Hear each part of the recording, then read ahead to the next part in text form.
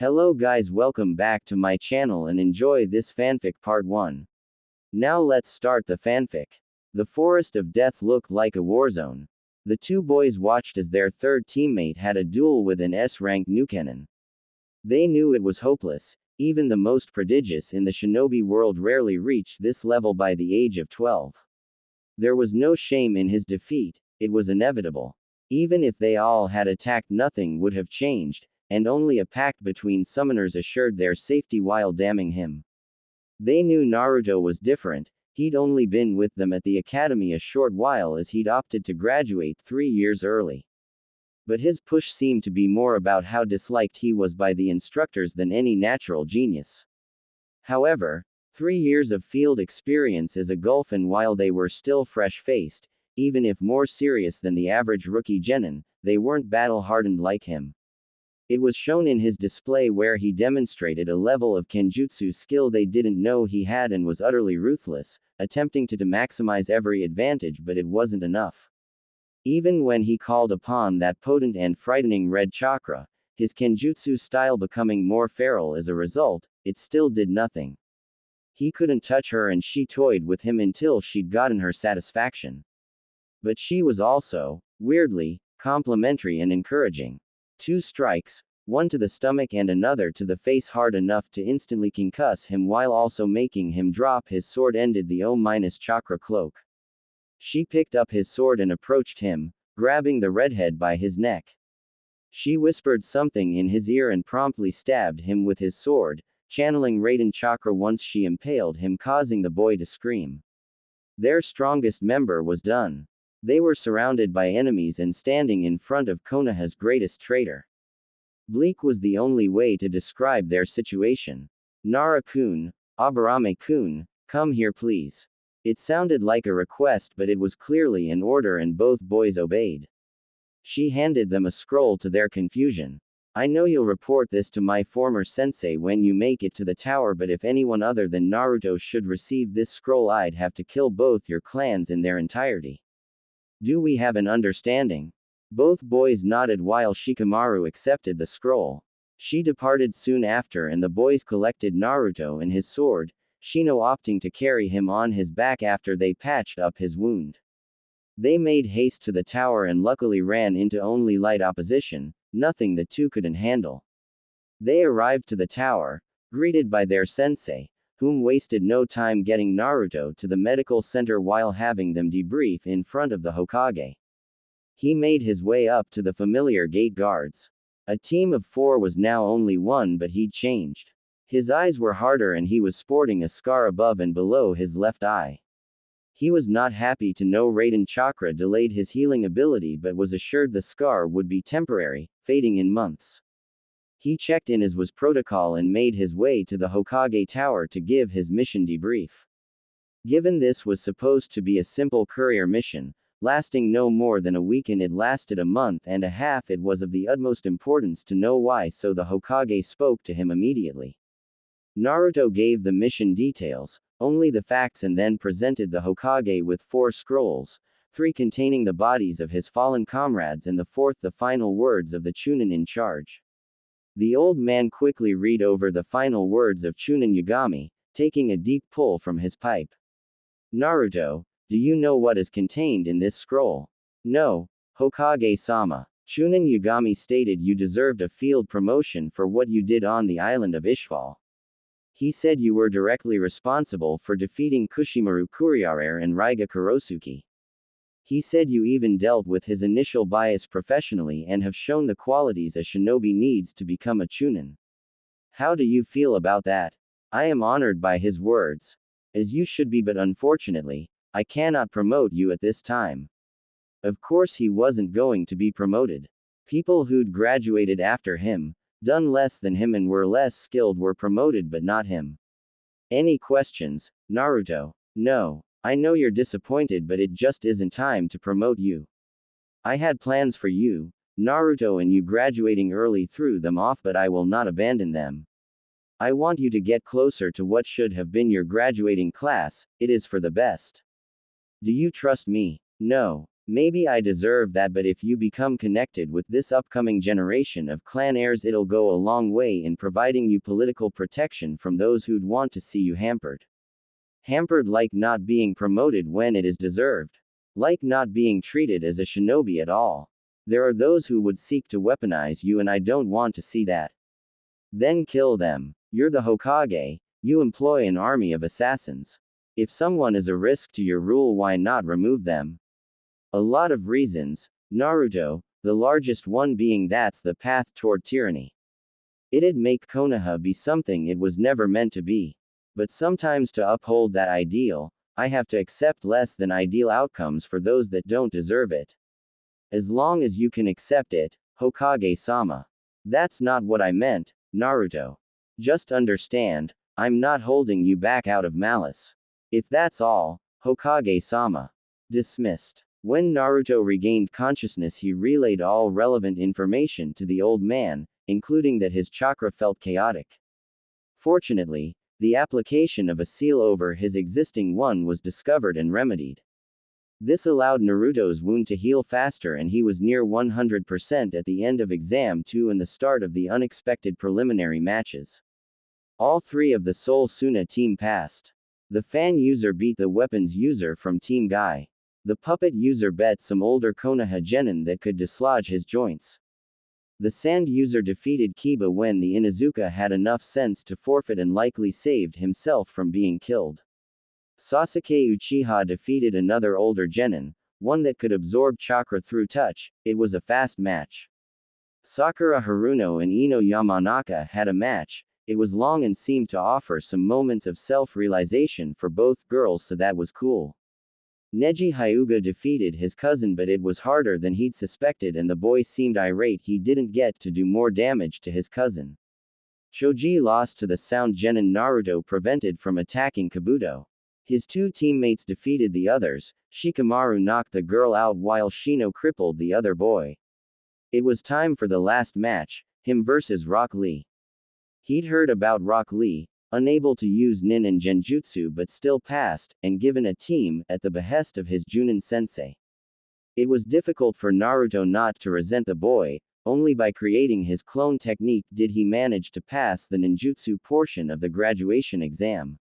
No one was there to advocate on his behalf because he had too much chakra, but someone who couldn't mold theirs properly got the personal approval of one of Konoha's premier Junin. It's one thing for life to be unfair, it's another for it to be a complete asshole about making it clear. Naruto normally didn't dwell on who got things he didn't.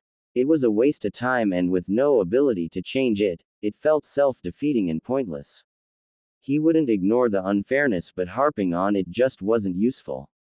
However, since his Humiliad NG defeat, he's been in a sour mood. He knew he couldn't win. She was better than him in every way, and yet it still felt like his pride had been shattered. He didn't understand why. It didn't make sense. But it did piss him the hell off. Are fighters ready? The sickly proctor asked. Both boys give an affirmative response before settling into their fight stances. Lee in his Guken stance, Naruto with his right hand on the hilt of his sword. Hajime, he said, and both boys sped toward each other. Naruto got the better of the exchange, rotating around Lee's punch and hitting him, with his blunted sword thanks to seals, in the neck with enough force to send him into the wall. Had the sword not been dulled, Lee would be dead. Naruto stopped, fighting his instinct to press the advantage. This is a Konoha nin and he was hit pretty hard, so Naruto would allow him to give up as he may be injured or knocked out. To his mild shock and sincere annoyance, the green-clad boy got up and resumed his stance. Naruto sped toward him again, this time hitting him in the left shoulder with an overhead strike and kicking Lee in the stomach, sending him back into the wall.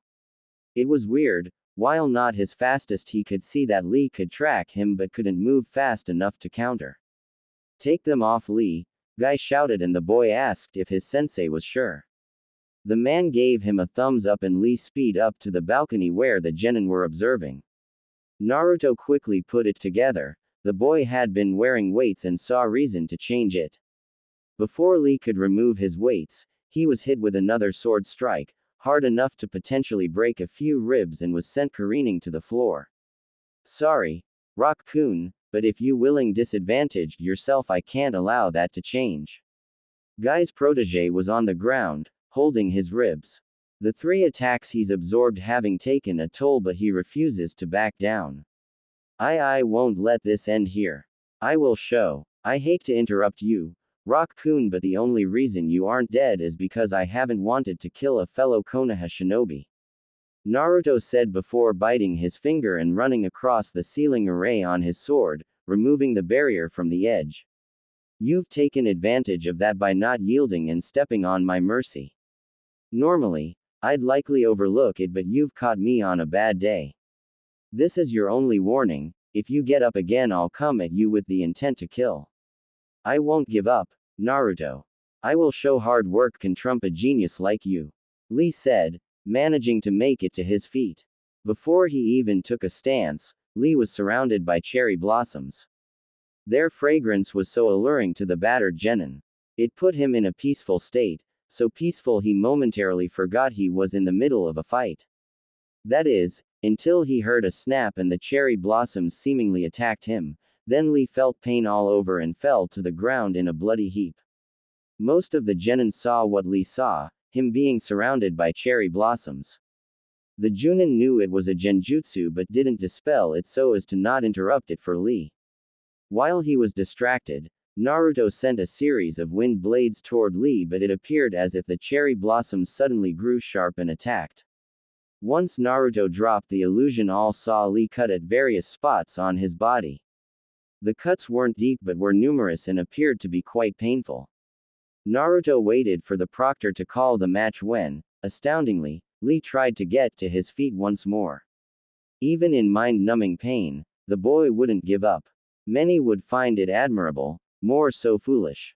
Naruto found it offensive. Why? The redhead questioned. Because I want to prove I can become a splendid shinobi with nothing but taijutsu. Lee said, finally standing again. Naruto didn't know why, but this angered him. This wasn't his only chance at the Chunin exams, and even if the boy couldn't use chakra techniques, he could pick up a weapon. But more than that, he was being an asshole. Even if he won, what would it prove? That Naruto was an idiot for being merciful. Because until recently, almost no one gave a shit if Naruto became a splendid ninja. This toolbox had the nerve to call him a genius. What does he know about burnt-out tenketsu from performing an original jutsu? The research, the notes and diagrams. When something doesn't work, going back to the start, going back to chakra theory or what hand signs do. Figuring out the elemental manipulation exercises by himself. Doing all of that and self-training his physical skills. The torn muscles in his legs trying to perfect the basics of his kenjutsu style. The cracked knuckles from improper punching technique. To be diminished as a genius, to be set up as this asshole's foil when all he'd known is hard work. It was infuriating. You know, they say a shinobi is judged not by how they live but how they die. I'll make sure you'll be remembered as a splendid shinobi, Rock-kun. The Uzumaki said with menace and then blurred once again, intent on cutting down this arrogant boy that dare label him. However, his attack never reached Lee as Naruto was met with a powerful force and sent into a wall himself by Lee's sensei, Guy. Naruto's back hit the wall with a thud and he was seeing double, however he was coherent enough to make out Guy standing over his fallen student. This only enraged Naruto further as in the moment, he truly believed Guy wouldn't have attacked any other genin in attendance. But he openly attacked the sacrifice, likely not fearing any repercussions. But that's where he was wrong. Getting up, shakily to his feet, Naruto started to perform a sequence of hand signs, going a little slower due to the effects of his Guy's attack and his impact on the wall. However, the Hokage and Kakashi both knew what that jutsu was, and with Guy distracted it could kill both his student and him. Hiruzen made to Naruto first, chopping him on the back of his neck, knocking the boy out. He had the candidates draw for their position in the finals, Kurenai drawing for Naruto. As they were dismissed, she made her way to Guy. If you ever attack my student again, I will kill you, Guy. There's no need for that, Kurenai-san. I had to protect my student. Then you should have ordered him to concede the match, but you encouraged him to continue on. What? Naruto was supposed to continually hold back for his and your ego. No, I don't care why you did it. Never attack my students again, she said before she walked out. Guy knew she had a point and started to question if he'd given Lee some bad habits because he over-identified with the boy. Before he could leave the tower, he was greeted by Kakashi. He knew his longtime rival was angry by the subtle cues in his body language. Ones most would miss, but the two had been friends long enough that it was obvious to the taijutsu master. Kakashi, before you say anything. Guy. What needs to be said? You couldn't abandon your student to his fate. You had to intervene lest Lee be killed. Yes, but I went overboard. I'll apologize to Naruto-san promptly. You can, but the damage has been done. He likely believes you wouldn't have done that to anyone else. You want to guess why? The green-clad man looked stricken. I hold him no ill will, Kakashi. You know that. Of course, I do. I know you. He doesn't. He just knows you attacked him in front of the Hokage and a team of foreign ninja with impunity. Naruto woke with a start and quickly realized he was in the Hokage's office. He surmised that either the old man knocked him out or one of his many lapdogs did. A tantrum wouldn't do him any good, but he, to his mind, had every right to try to kill that helmet-haired bastard. It was an unprovoked attack in the middle of official Konoha proceedings. The aged Hokage saw his guest had finally returned to the waking world and called him over. There was much they needed to talk about. Naruto, how are you feeling? Like I got blindsided by a Junin. Yes, that was unfortunate, and Guy will be here to apologize soon. He'd be here now if I hadn't told him he needed to wait so we can talk. Talk about what? Oh, how you were going to attempt to kill a senior Konoha shinobi after attempting to kill a fellow genin. Who you'll be fighting in the finals and who will be training you. I don't see how there is much to talk about. Lee should have conceded, but he didn't. I had every right to kill him and avoid taking damage in some desperation play. Guy had no right and no need to attack me. As for everything else, I'm pulling out of the exams. Why? Hiruzen said evenly, but was surprised Naruto would quit. Because you aren't going to promote me anyway. Now, my team makes it and I don't hold them back from promotion. Naruto, that isn't true. You have as good a chance as anyone, though what you attempted to do to Guy will have to be noted. Of course it'll be noted. I don't care, I'm done. There's no point to this. You won't let your pet fox have any kind of authority over someone, so why pretend? So I can entertain people I don't like. No, I'm done. Naruto, I've never treated you like you were the fox.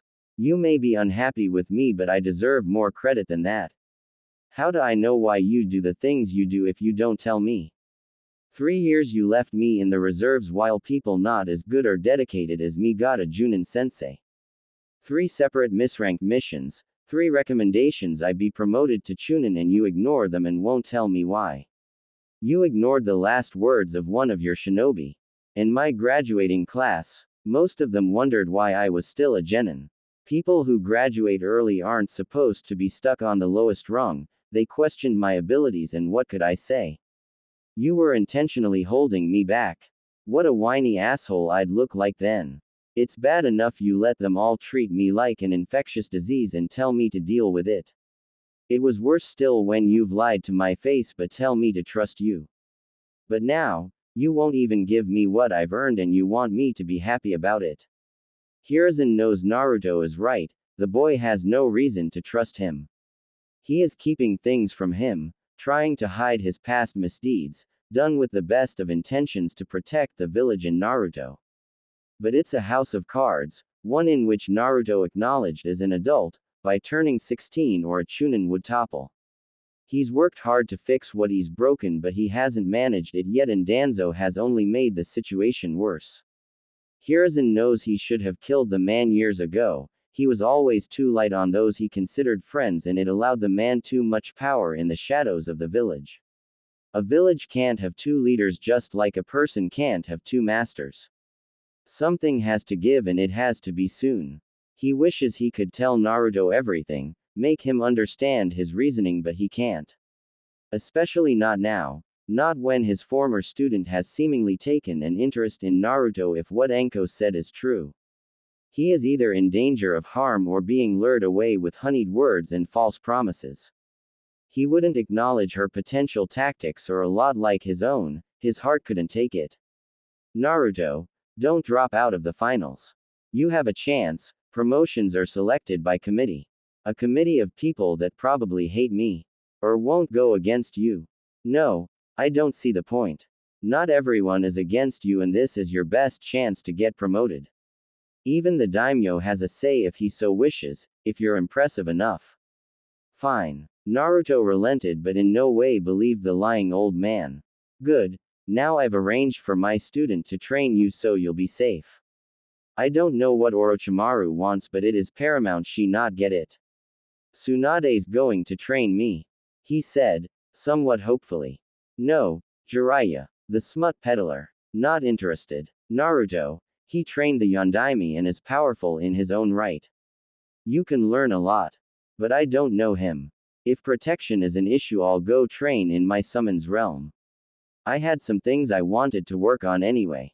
Naruto, you will train with Jiraiya, that's an order. Hiruzen said, sternly, causing Naruto's eyes to narrow. Hi. Good. Now let's resolve the guy issue and you can be dismissed for the day. After his meeting with the Sandaime, Naruto headed to an isolated training ground, one he's used for years. He was curious what the missing nin would give him and why. He also wanted to be sure that should it be a trap, it'll only affect him. He may dislike a great deal of Konoha residents, but he doesn't want them dead. Mindless slaughter isn't his deal. He activated the seal on the scroll and read the contents. He immediately recognized the handwriting. It was the same handwriting of the scrolls he would periodically receive with advanced material he couldn't get from the shinobi library. Never any specific techniques, just theory or helpful hints. He always assumed the scrolls came from a Konoha shinobi that couldn't reveal themselves, but if it came from Orochimaru, what does that mean? The scrolls, outside of the guidance of the Panthers, were the greatest sources of help in his development as a ninjutsu inventor. He couldn't understand why she'd help him. This felt like the old man, a game was being played but he didn't understand the rules or how he fit in. He was just at the whimsy of others and he hated that feeling but didn't know how to break free of it. He decided to just look at the material. True, he needed a plan but it wasn't going to come to him now, so he'd focus on something he could do. The scroll listed a technique, the impure world reincarnation, which was created by the Nadaime. It can bring souls back from the dead but requires a live sacrifice and genetic material from the one you wish to bring back. Enclosed in the bottom on the scroll was another sealing array, one for storage. He unsealed the contents to find 2 vials of blood. This was beyond creepy. The vials themselves contained a note and he could only dread what the lunatic snake summoner had written. Those with power create boundaries to hoard and safeguard their power. Those without power stay within the boundaries to stay in favor of the powerful. Freedom is pushing against and through all boundaries, allowing your ambition to be your only master. Chakra is poorly understood but the potential is limitless, however our understanding is hampered by what many would call profane or forbidden. Most shinobi are content to live in ignorance, to have a child's understanding of the very force they depend on. But I saw something different in you, a desire to understand like I have. That is why I've helped you and you've yet to disappoint. I chose to ignore decency and ethics in my desire to understand this energy and our world. I walked in the darkness without a single regret. But I want to see how far you can go while in the light. This technique is powerful but it is not perfect. You may want nothing to do with it, you may find it offensive, so I've given you an extra incentive to improve upon it in your own way. The Sandaime has withheld many things from you, not just your status as Jinchuriki. If you want to know more about your past, about your clan, then the blood contained in these 2 vials will do it. Just remember, keeping people ignorant is not a method of protection but control. Don't let anyone control you. Break free of anything that holds you back, burn it down and kill it if you must. I look forward to seeing how far you get by month's end. It could be a lie, he says it but doesn't believe it. He needs to know what these people know, but he can't sacrifice people, not even to know more about his origins, but she was confident he wouldn't have to. He needed to focus on this, but with Jiraiya training him it is going to be difficult. The sensei of the Yondaime must be a real taskmaster. No, he wasn't. He was a lazy ass that put forth minimal effort and was constantly distracted with any halfway attractive woman around. Naruto would be annoyed, especially since this man was clearly here to be his watcher more than his trainer, but his negligence was beneficial so Naruto wouldn't complain. Though, he'd rather train with Kurenai-sensei since she actually gives a damn and has been helpful coming up with intensive chakra control exercises for him. She, however, was called away on a special detail which Naruto found a little convenient. So, he was stuck with this idiot as a trainer. What were they working on? Initially it was going to be summoning until Naruto informed him he already had a contract. But he was insistent Naruto sign the Toad contract too, so the Elder Toads and Bagheera, the boss of the Panthers and Naruto's personal summons, were hashing it out, so nothing more to do there. Drawing on the Biju chakra. He can already do that, and how can a non-Jinchuriki that has never trained one help him? So, the last project was the Rasengan, the Yondaime's personal jutsu. It would be useful as an attack jutsu and helping him in perfecting pure shape manipulation. It was also a decent chakra control exercise. He was still on the second step after 2 weeks, not because he couldn't go farther, but he was slow playing Jiraiya. No sense in doing this faster than necessary. Naruto practiced it while he sent an overcharged shadow clone to the Panthers to unravel the impure world reincarnation. The key to Naruto's understand of the jutsu was to remove the mysticism from it and think of it as a chakra exercise. A soul was not being called back. Yin chakra was. The genetic material was a bridge, it contained both the yin and the yang chakra of the person being returned. The sacrificial body was for the additional yang chakra. The seals not only called back the yin but helped convert the sacrifice's yang into a compatible half of the returned person's yin, making it reminiscent of their true chakra imprint. This also, somewhat explains, how they can repair the damage. The pure yin chakra is constantly creating or recreating their form. So, Naruto reasoned, he needed a vessel of as pure yang chakra he could get. This meant attempting pure yang release. There isn't much written on it. What he could find states that some have a natural affinity for it but are unaware and chalk it up to other things, like those gifted with yin release make excellent genjutsu practitioners. It can be trained, but it starts with being able to separate the yin and the yang within one's chakra.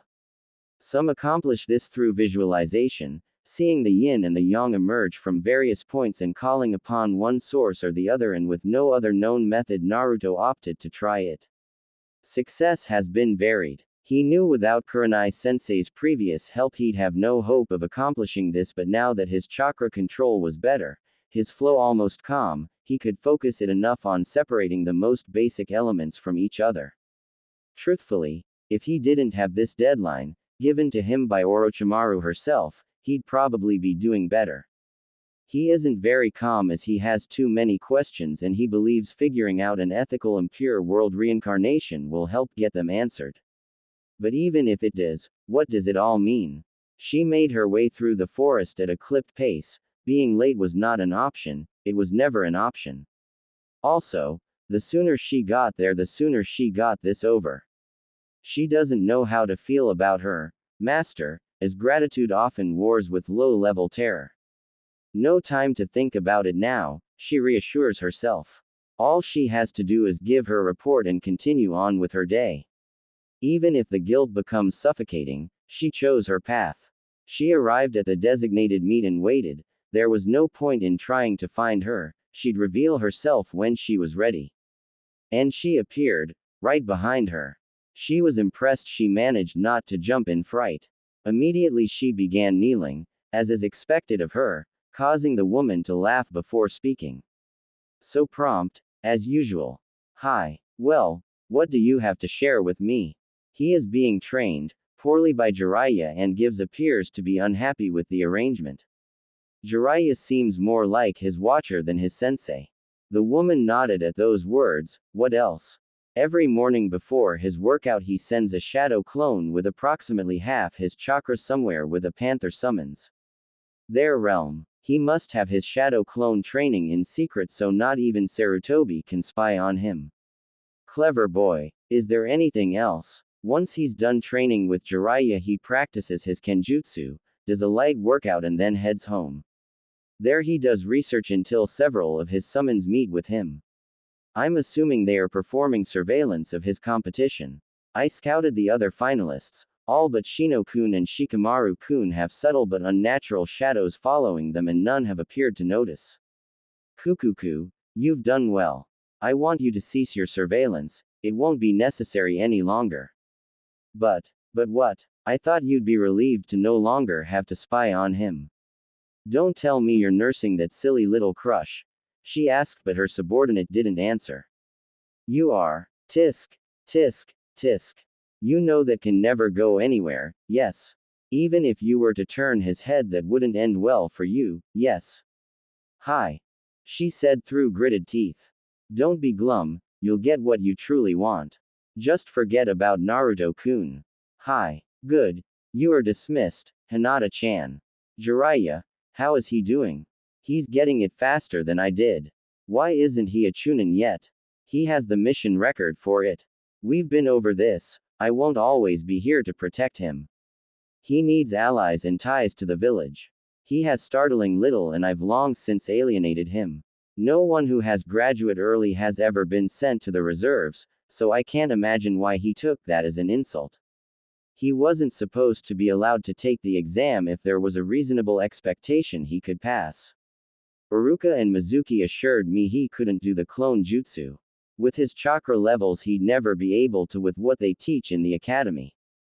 Tell me, sensei, why I should be happy with you setting my godson up to fail. I would have taught him another clone jutsu at some point but him failing the exams outright would have made it possible to put him on Kakashi's team. You were going to make him the dead last to satisfy Minato's brat. You manipulative bastard. Is this why you've had me stay away for so long? So, I couldn't see the strings you were pulling. Enough, Jiraiya. You were needed out there. As of now, Naruto has very few connections to the village.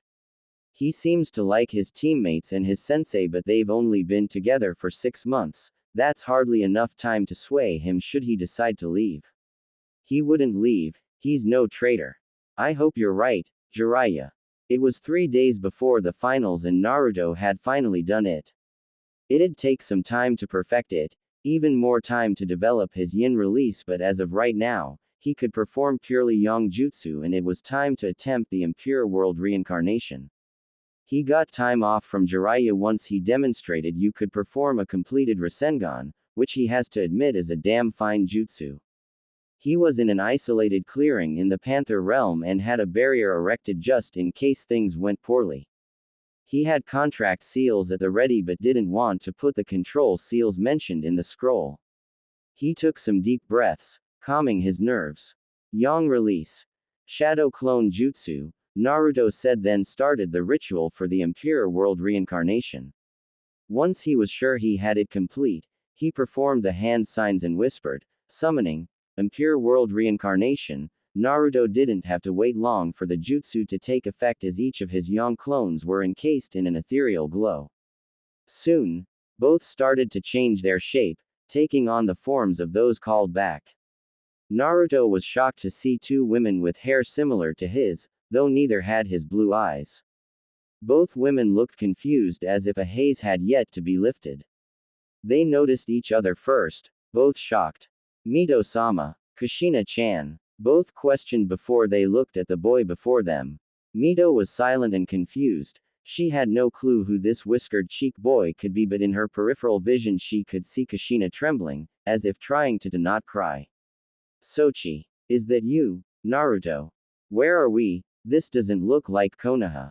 I'm Naruto and this is the realm of the Panthers, my summons but what do you mean, Sochi?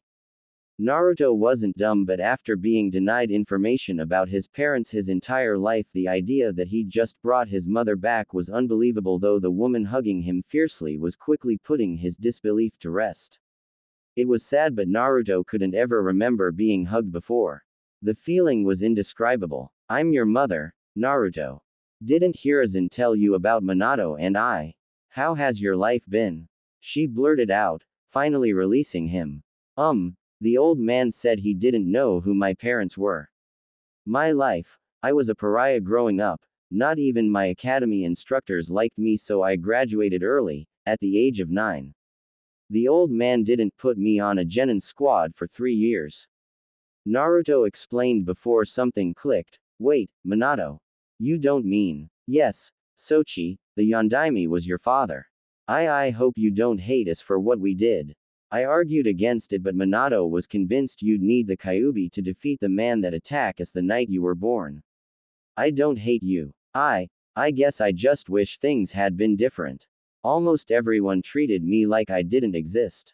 "Naruto-kun." Mito spoke. She hated to interrupt this moment between mother and son, especially since Kushina must have died almost immediately after giving birth, given how weak a Jinchuriki's seal becomes during childbirth, but she needed to know how he brought them back.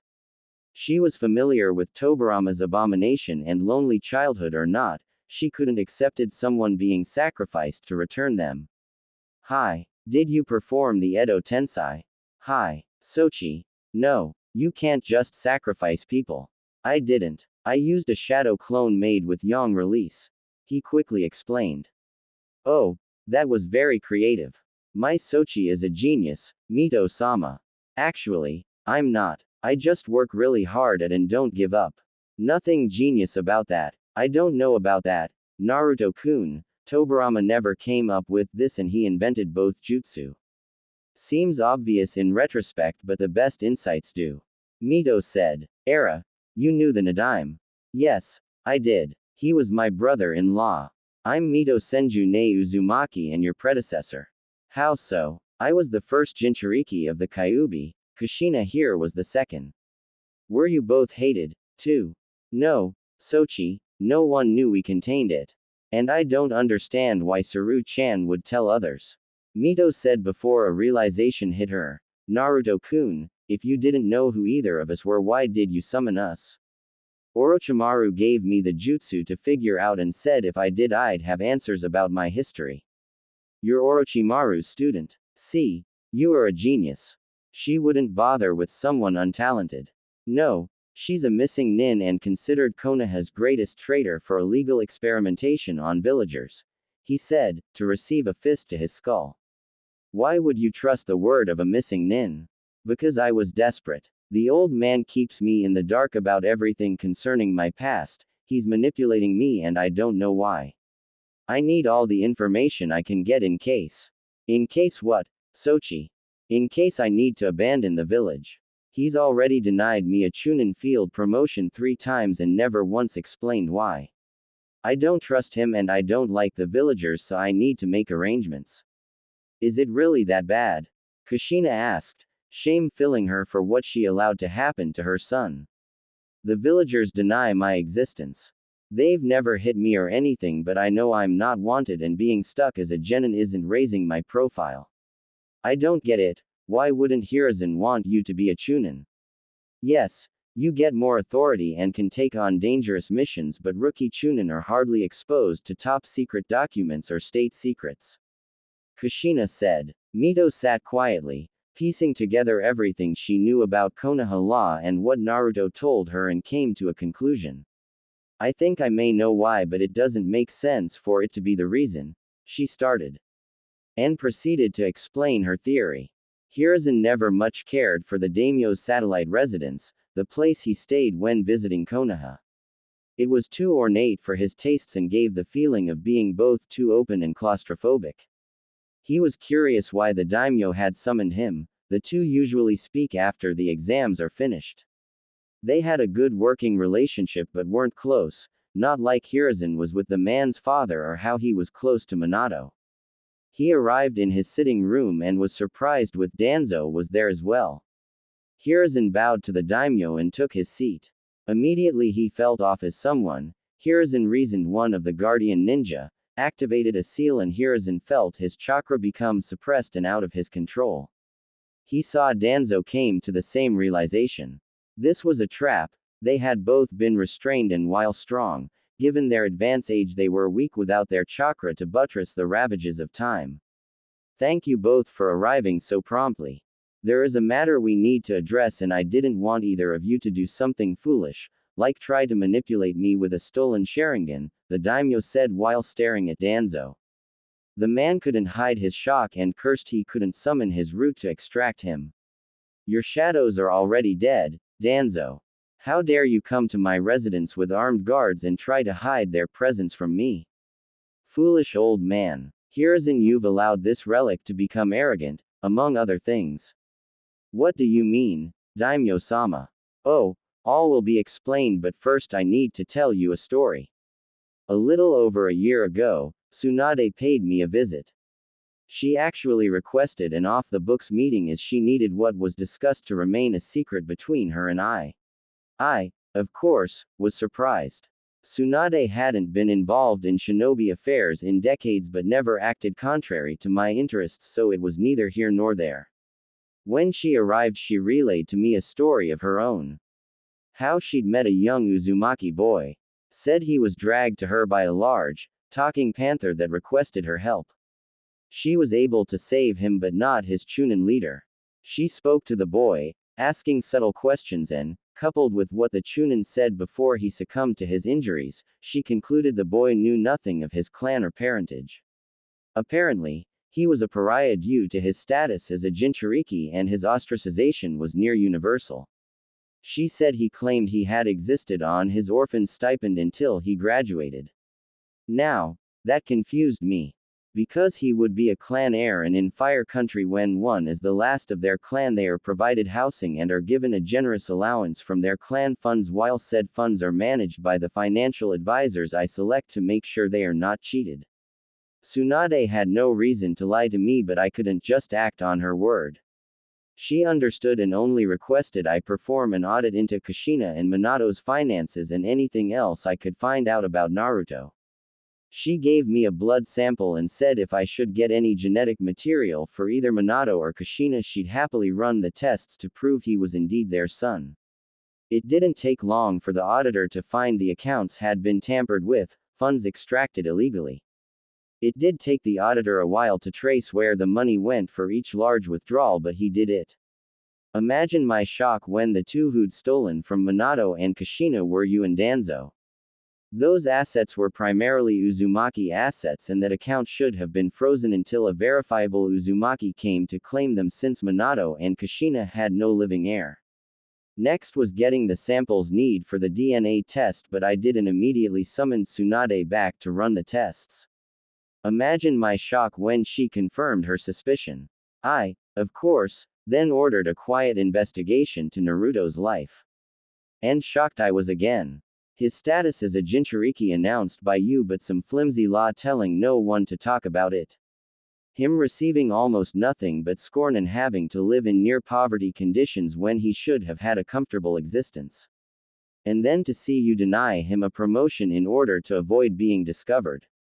You thought if he never made Chunin you'd never have to give him his full inheritance and it wouldn't trigger the automatic review I've instilled. Why, Hiruzen? Why all of it? Why did you lie to me? Why did you ignore my laws? Why did and do you allow this demon in human flesh to run circles around you? Have you grown so weak you simply cannot perform the tasks required of an Hokage? I lied about Naruto's heritage to protect him. The village was weak, weaker than it had ever been after the Kyuubi's rampage.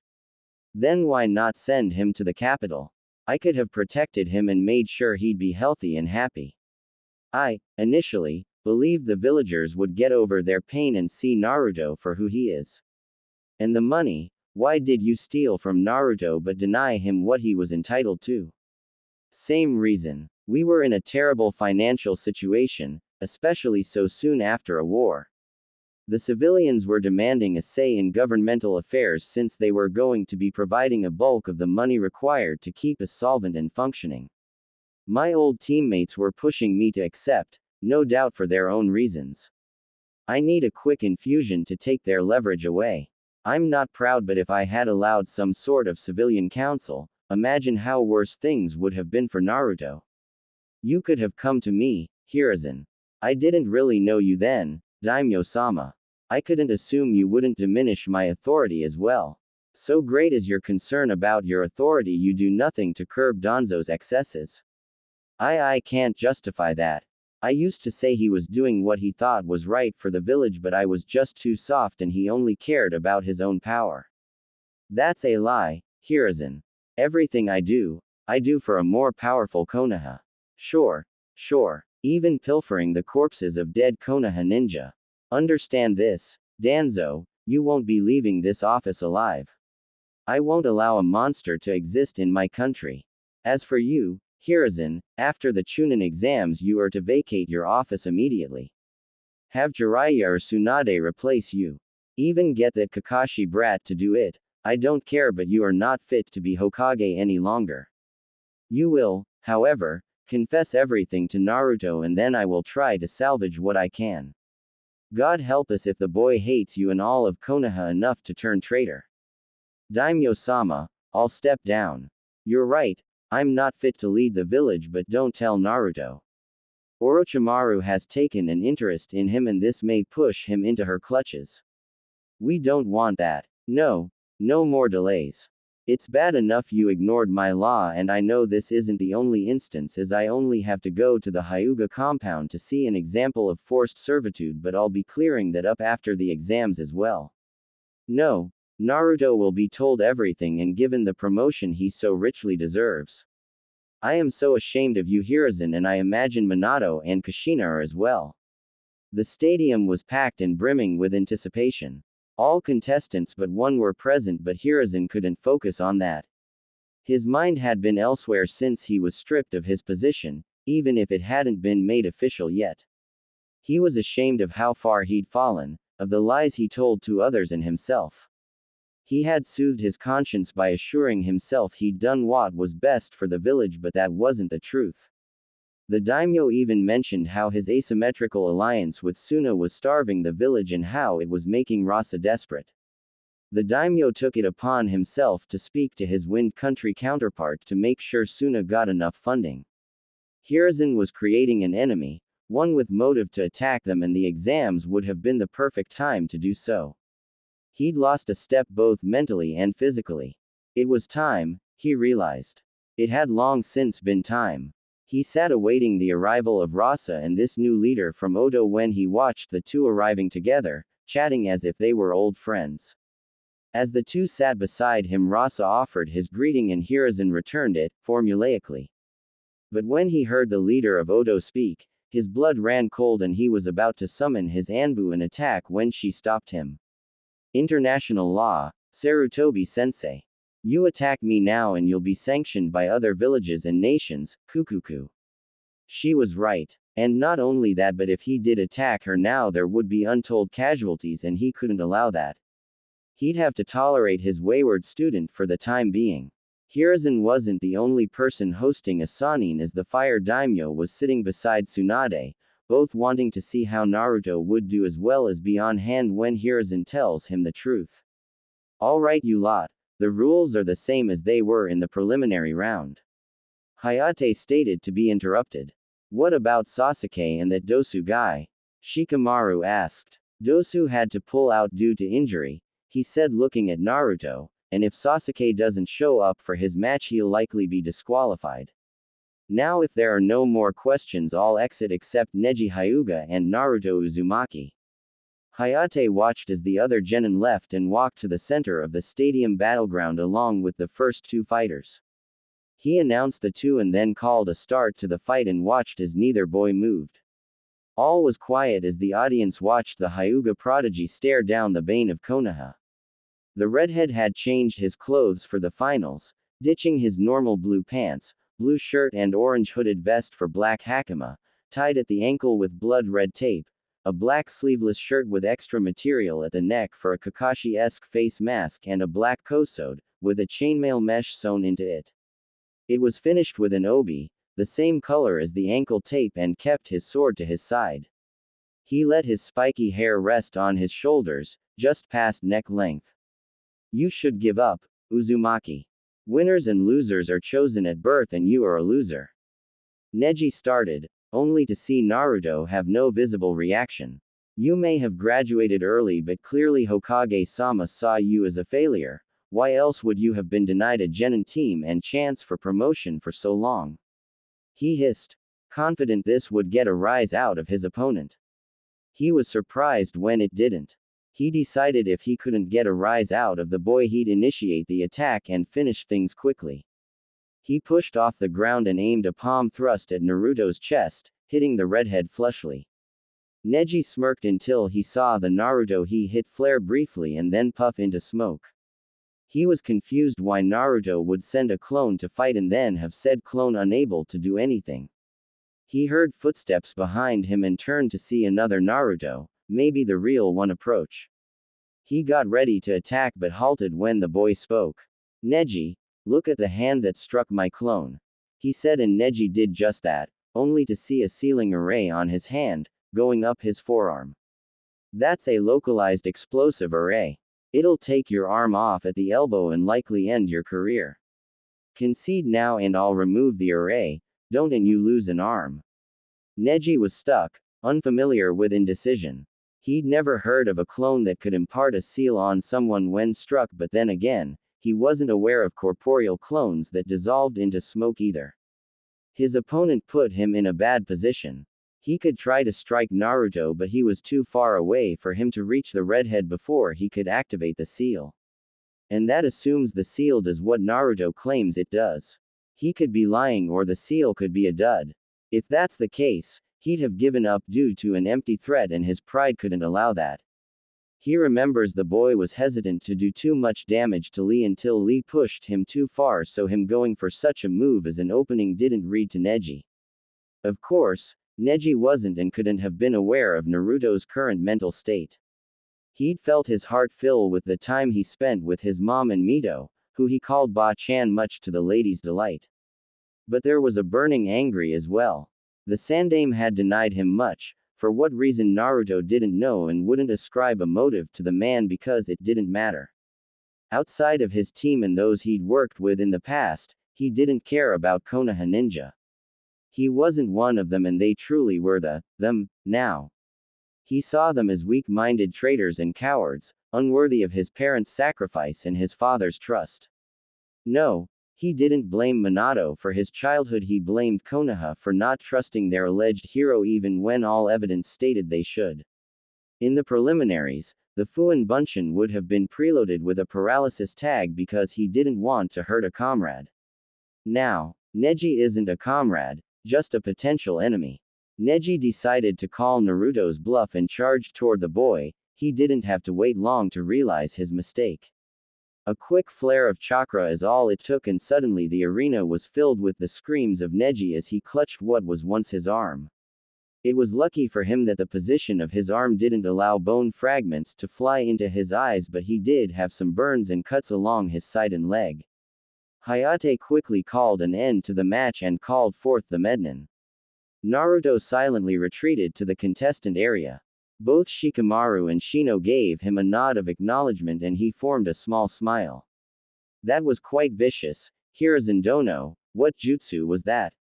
Rasa stated. Kukuku, vicious indeed. It appears Konoha can still turn out real shinobi every now and again. Hiruzen ignored his student as he began to answer Rasa, indeed, but Naruto gave him a chance to concede. A shinobi shouldn't make empty threats, and Neji had no reason to call his bluff if he couldn't recognize the array. Also, I believe Naruto-kun calls that a Fuin Bunshin. He was inspired by the Yondaime's ability to apply seals with just a touch, but has taken it to new level. Such advanced seal materialization, he certainly has my vote for Chunin, Orochimaru said. I must agree, while short he did enough and revealed very little of his abilities. Rasa added. Hiruzen simply nodded. The Junin sensei were quiet at the end of the match. Truthfully, none knew what to expect out of the match. Neji was hailed as a genius, whereas rumors circulated that Naruto had killed 2A-rank shinobi in a single mission. However, he kept most of his skills hidden, though demonstrated an impressive amount of kenjutsu skill against Guy's clone. That was most unyouthful, Lee exclaimed, seeing his rival defeated and maimed by the same boy that so easily defeated him was hard to accept. Guy-sensei, we have to get to Neji, Tenten said, but saw her sensei shake his head. We'd only be in the way. Neji is going to need a lot of help and the Mednans need to be focused. As far as it being unyouthful, he was given a chance to submit, just like you were. It is, at times, laudable to not give in, but as a Chunin you need to know when to back down for the sake of the mission and your comrades. I don't fault Naruto, he told Neji exactly what would happen if he attacked again. You're okay with what he did? That was a comrade he crippled. Tenten yelled. Yes, it was a comrade he tried to spare. Tenten, what would you have him do? Hold back and allow Neji to continue attacking. Seeing the girl refuse the answer, he continued. Neji put his health on the line in the belief Naruto wouldn't hurt him. Like you, Lee, he was going to take advantage of his mercy. The difference is, this time Naruto didn't give more than one chance. As such, Neji's injury is my fault. I've instructed you poorly if none of you know how to stand down when you're outmatched. Guy finished, sounding more subdued than he ever has. Asuma and Kurenai could see he meant every word, and while Kurenai still had some negative feelings toward the senior Junin, she wouldn't wish the belief you failed your students on anyone. You think he did enough for a promotion? Asuma asked. I hope so. He's clearly ready. I've let him run some of RC ranks and he's done well. He's clearly paid attention to what other Chunin did when he was stuck in the reserves. Kurenai answered. Close by the Junin sensei sat Anko. She'd never really had an opinion on her fellow pariah, not until she had expressed an interest in him. She was one of the few that saw the footage of their kenjutsu battle before the cameras cut out. He wasn't on her level. Nowhere near, but he was good, willing to change tactics on the fly to keep a superior opponent guessing. He also didn't hesitate to go for the kill. Normally, that kind of ruthlessness would be something Anko praised. But Orochimaru taints everything, and Anko couldn't help but be wary of the container. She didn't know why Orochimaru was interested, but it couldn't be for anything good, and given the boy's experience in the village, he had the signs of a flight risk, one that may run straight to the snake. His willingness to, potentially, end the career of a fellow Konoha ninja demonstrates how little connection he feels for the place.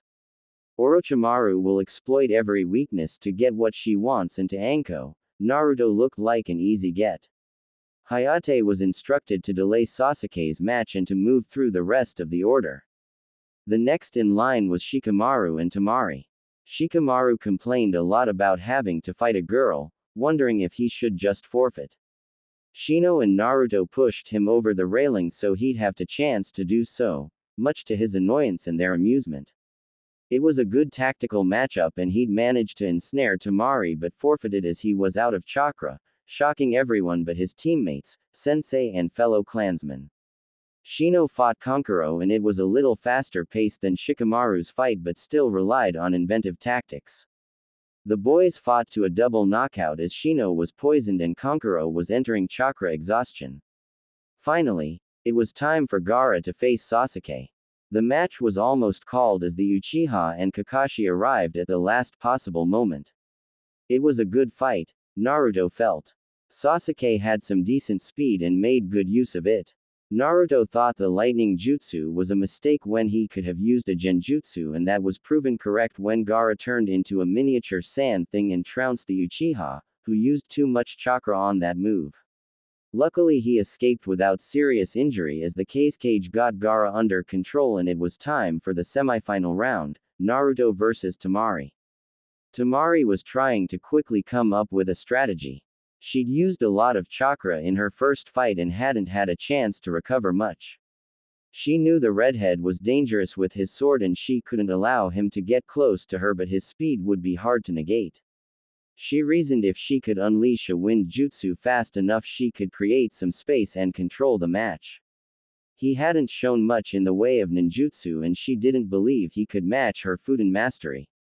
Naruto wasn't planning out a strategy, he already had one. Thanks to his summon spying on the competition, he was aware that Temari was overly reliant on her war fan. If he took that away, she'd be in a poor position and possibly give up. He knew just the thing. About 6 months into his own research, Naruto started building his own jutsu theory. It was slow, it required a lot of reading, testing and revisement, but he felt he was truly onto something. While most ninjutsu seemed to be of the elemental variety, it didn't explain the ninpo, the jutsu that were predicated on a specific element.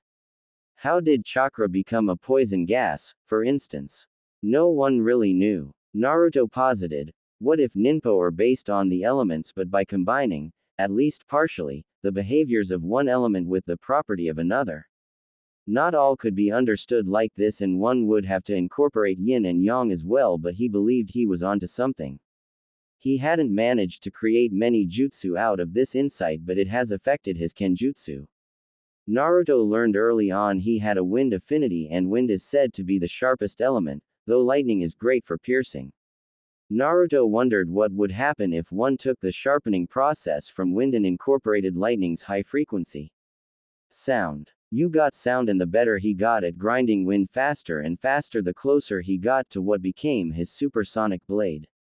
This type of chakra flow is the sharpest, not even a vacuum blade compares.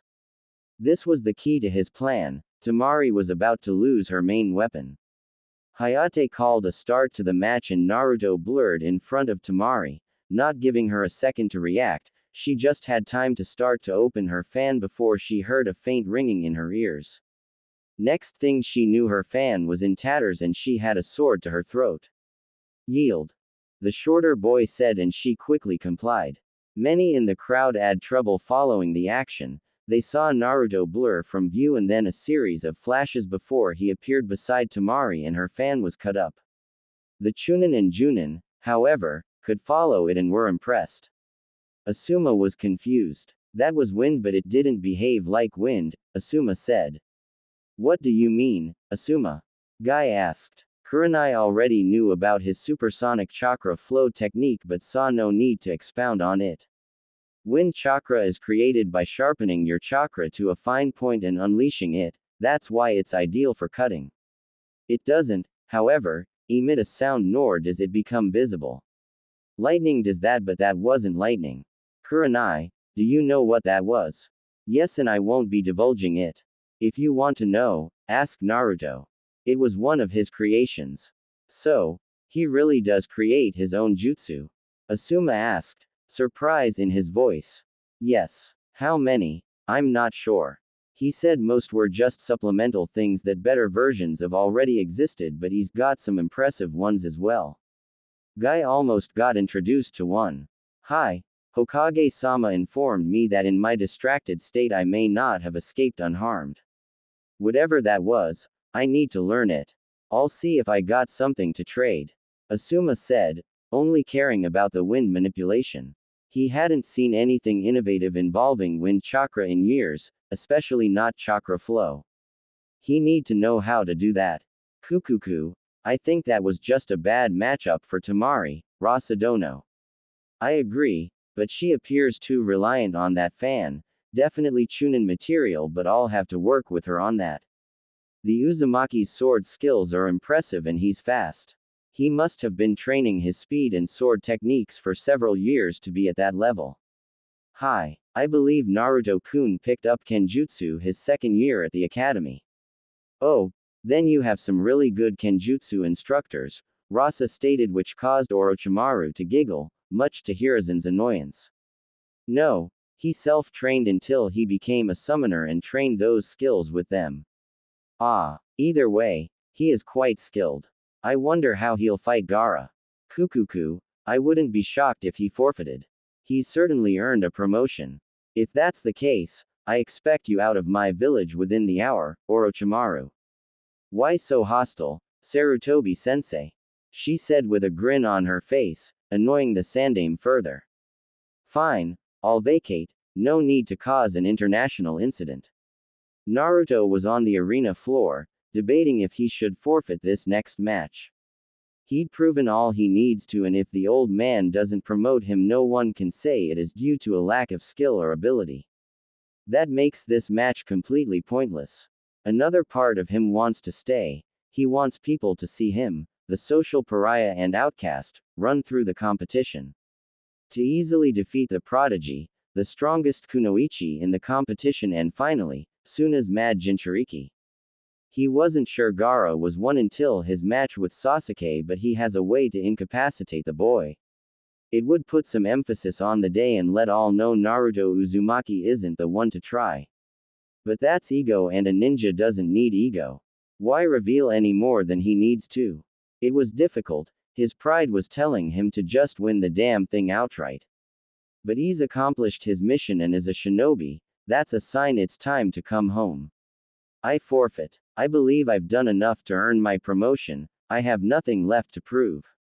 Naruto announced and saw Hayate nod before he exited the arena via Shunshin to appear by Kurenai, who gave the redhead a hug and congratulated him on performing so well.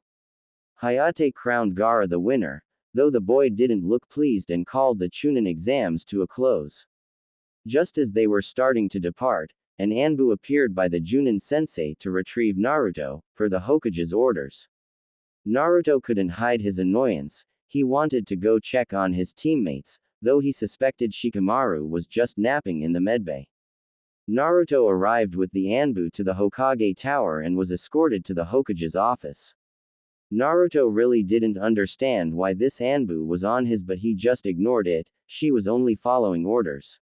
When got to the office door, he saw two samurai standing outside it, which was weird.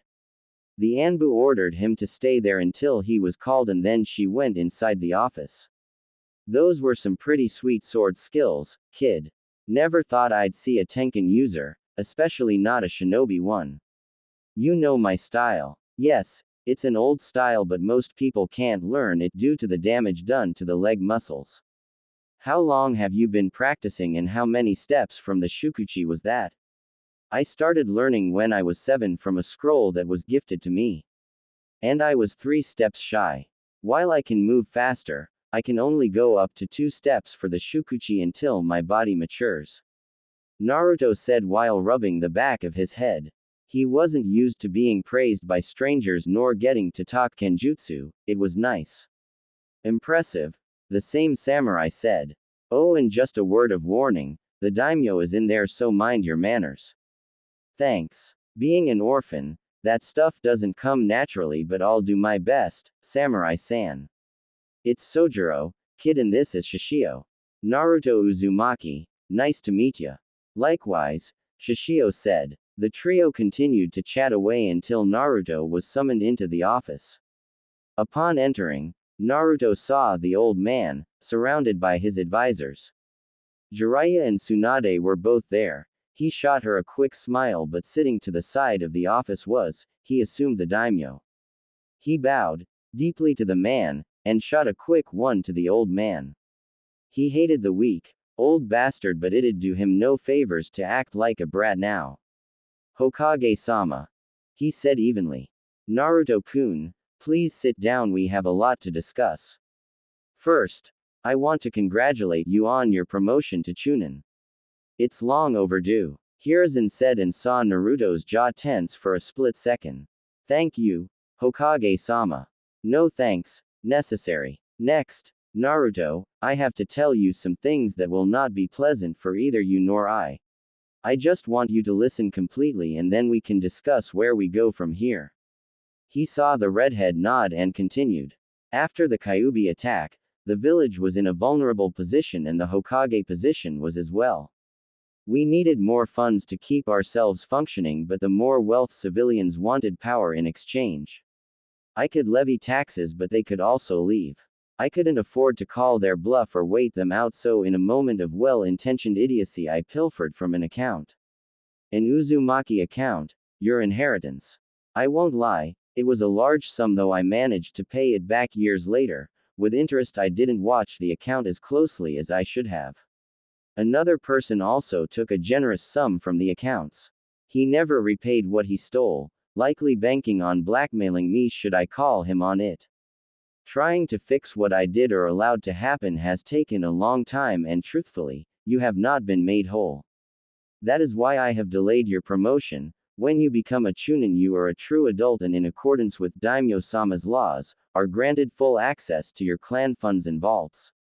You reaching this rank also triggers an automatic audit from an accountant approved of my Daimyo-sama himself.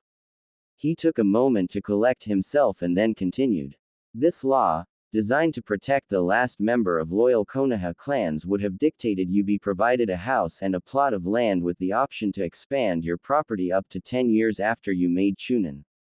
The issue is, for me to have followed the law for you, it would have required my revealing who your parents are, as the funds to purchase the land comes from a tax paid by all shinobi clans. Even yours has paid into this account, even though there have only ever been 3 members residing here. Naruto, your parents are the Yondaime Hokage and Kushina Uzumaki. I know. How? That hardly seems relevant, Hokage-sama. Please continue. If any of your parents' enemies realized they had a child, one that was unprotected in a village trying to recover from a massive attack, you'd either be kidnapped or dead. That's not entirely true, Hiruzen. Tell him the whole truth. The daimyo ordered. I could have sent you to the capital. Minato and Daimyo-sama were close, and the royal family has always had a good relationship with the Uzumaki, which is why much of their wealth wasn't lost during Uzushio's downfall. I didn't send you away because I wanted you to grow to love Konoha and desire to protect it like your parents did. How could revealing my status be any safer than revealing my parentage? I believe the people would follow Minato's wish to see you are a hero. I underestimated the hurt they carried and how my law only allowed the ignorance to fester. Because I didn't address the issue diligently, it left an open space for their irrational fears to grow and grow and grow. With you advancing as fast as you did, many were concerned it was the fox, even my shinobi, that should have known better. Who is the other person that stole from me, and why did you let him? His name was Danzo Shimura. He was once a friend and a longtime rival of mine. He used to head a division of Anbu called Root. While militant and misguided, he truly loved Konoha, and I used that as an excuse to ignore when he'd overreach. He was executed on Daimyo-sama's orders. When did this occur? 2 days ago. That long? You let him use my family's resources for God knows what and did nothing. I won't lie to you, Naruto, I've held the seat for too long. I've been soft when I should have been firm, too trusting when I should have been suspicious, and too passive when action was needed. I've wronged you because of this, and you may not believe me or you may not care, but I am truly sorry. I know I've driven you away because of these secrets, and I won't ask you to understand, but I truly was attempting to do what was best for everyone. Naruto didn't bother responding. Whether it was true or not was irrelevant. He'd suffered because of this weak, old man, and he'd not have any of his excuses. So, what happens now? I'll answer that. You will select where you want your compound to be and have my personal architect design the house with you. We'll get started on construction as soon as possible. Hiruzen will be holding a meeting of the clan heads where he will not only inform them of your heritage, your new residence, but some other things as well. Naruto, I cannot apologize enough for what you have been deprived. You may not hold much affection for Konoha or even Fire Country, but I hope you'll allow me to rectify that. I truly respected Minato and was quite fond of Kushina. Thank you, Daimyo-sama. Now, I believe Tsunade and Jiraiya wish to discuss some things with you, so you 3 are excused. All 3 Bo and Hiruzen gives Naruto a ticket to pick up his Chunin vest from the armory. The 2 leaders spoke a while more until there was a knock at the door. Hiruzen, there's one final thing you're going to have to do, and this is going to hurt more than anything else, the daimyo said before giving permission for the individual outside to enter. In walked Orochimaru, that instantly put the Hokage on edge, ready for an attack. Calm down, Hiruzen. She is here at my invitation.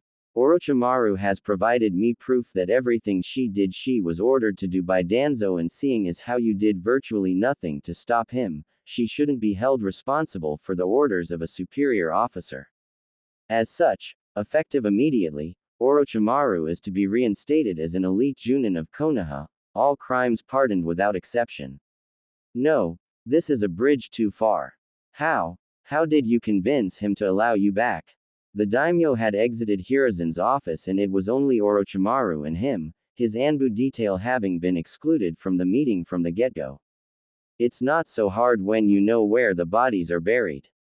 Once he saw what Danzo and you did to Naruto-kun, he wanted more evidence of wrongdoing in the worst way, and you know me, a real pleaser, or have you erased that from your memory, sensei? She purred and Hiruzen shrank in on himself. Shut up. Why? You never seemed to have a problem with it before. You even had a ritual after. Oh, how you'd promised to never do it again, it was a mistake, and on and on.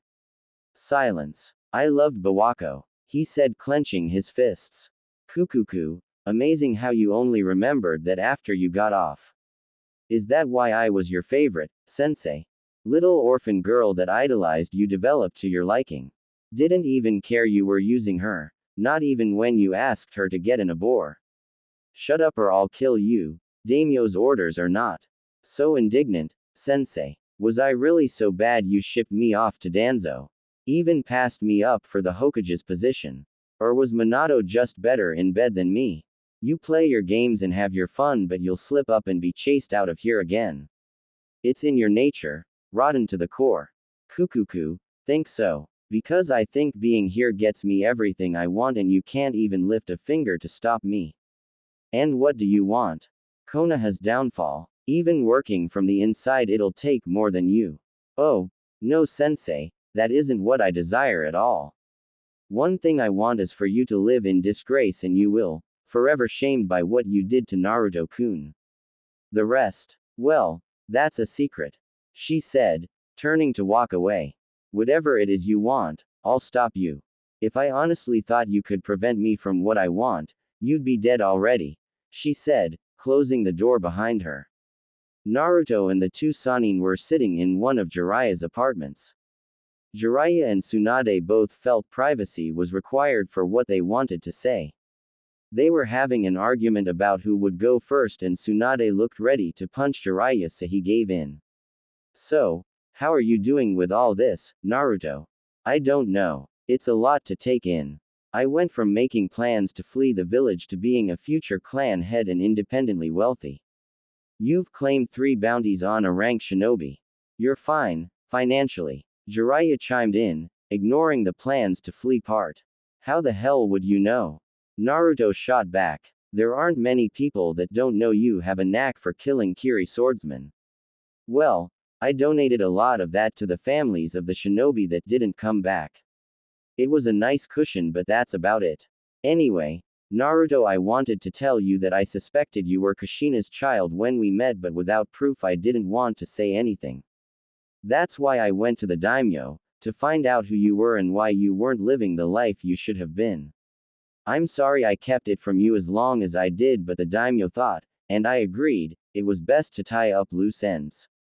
Oh, it's okay, you were actually trying to help me and not just manipulate me to protect a cover-up, he said while shrugging.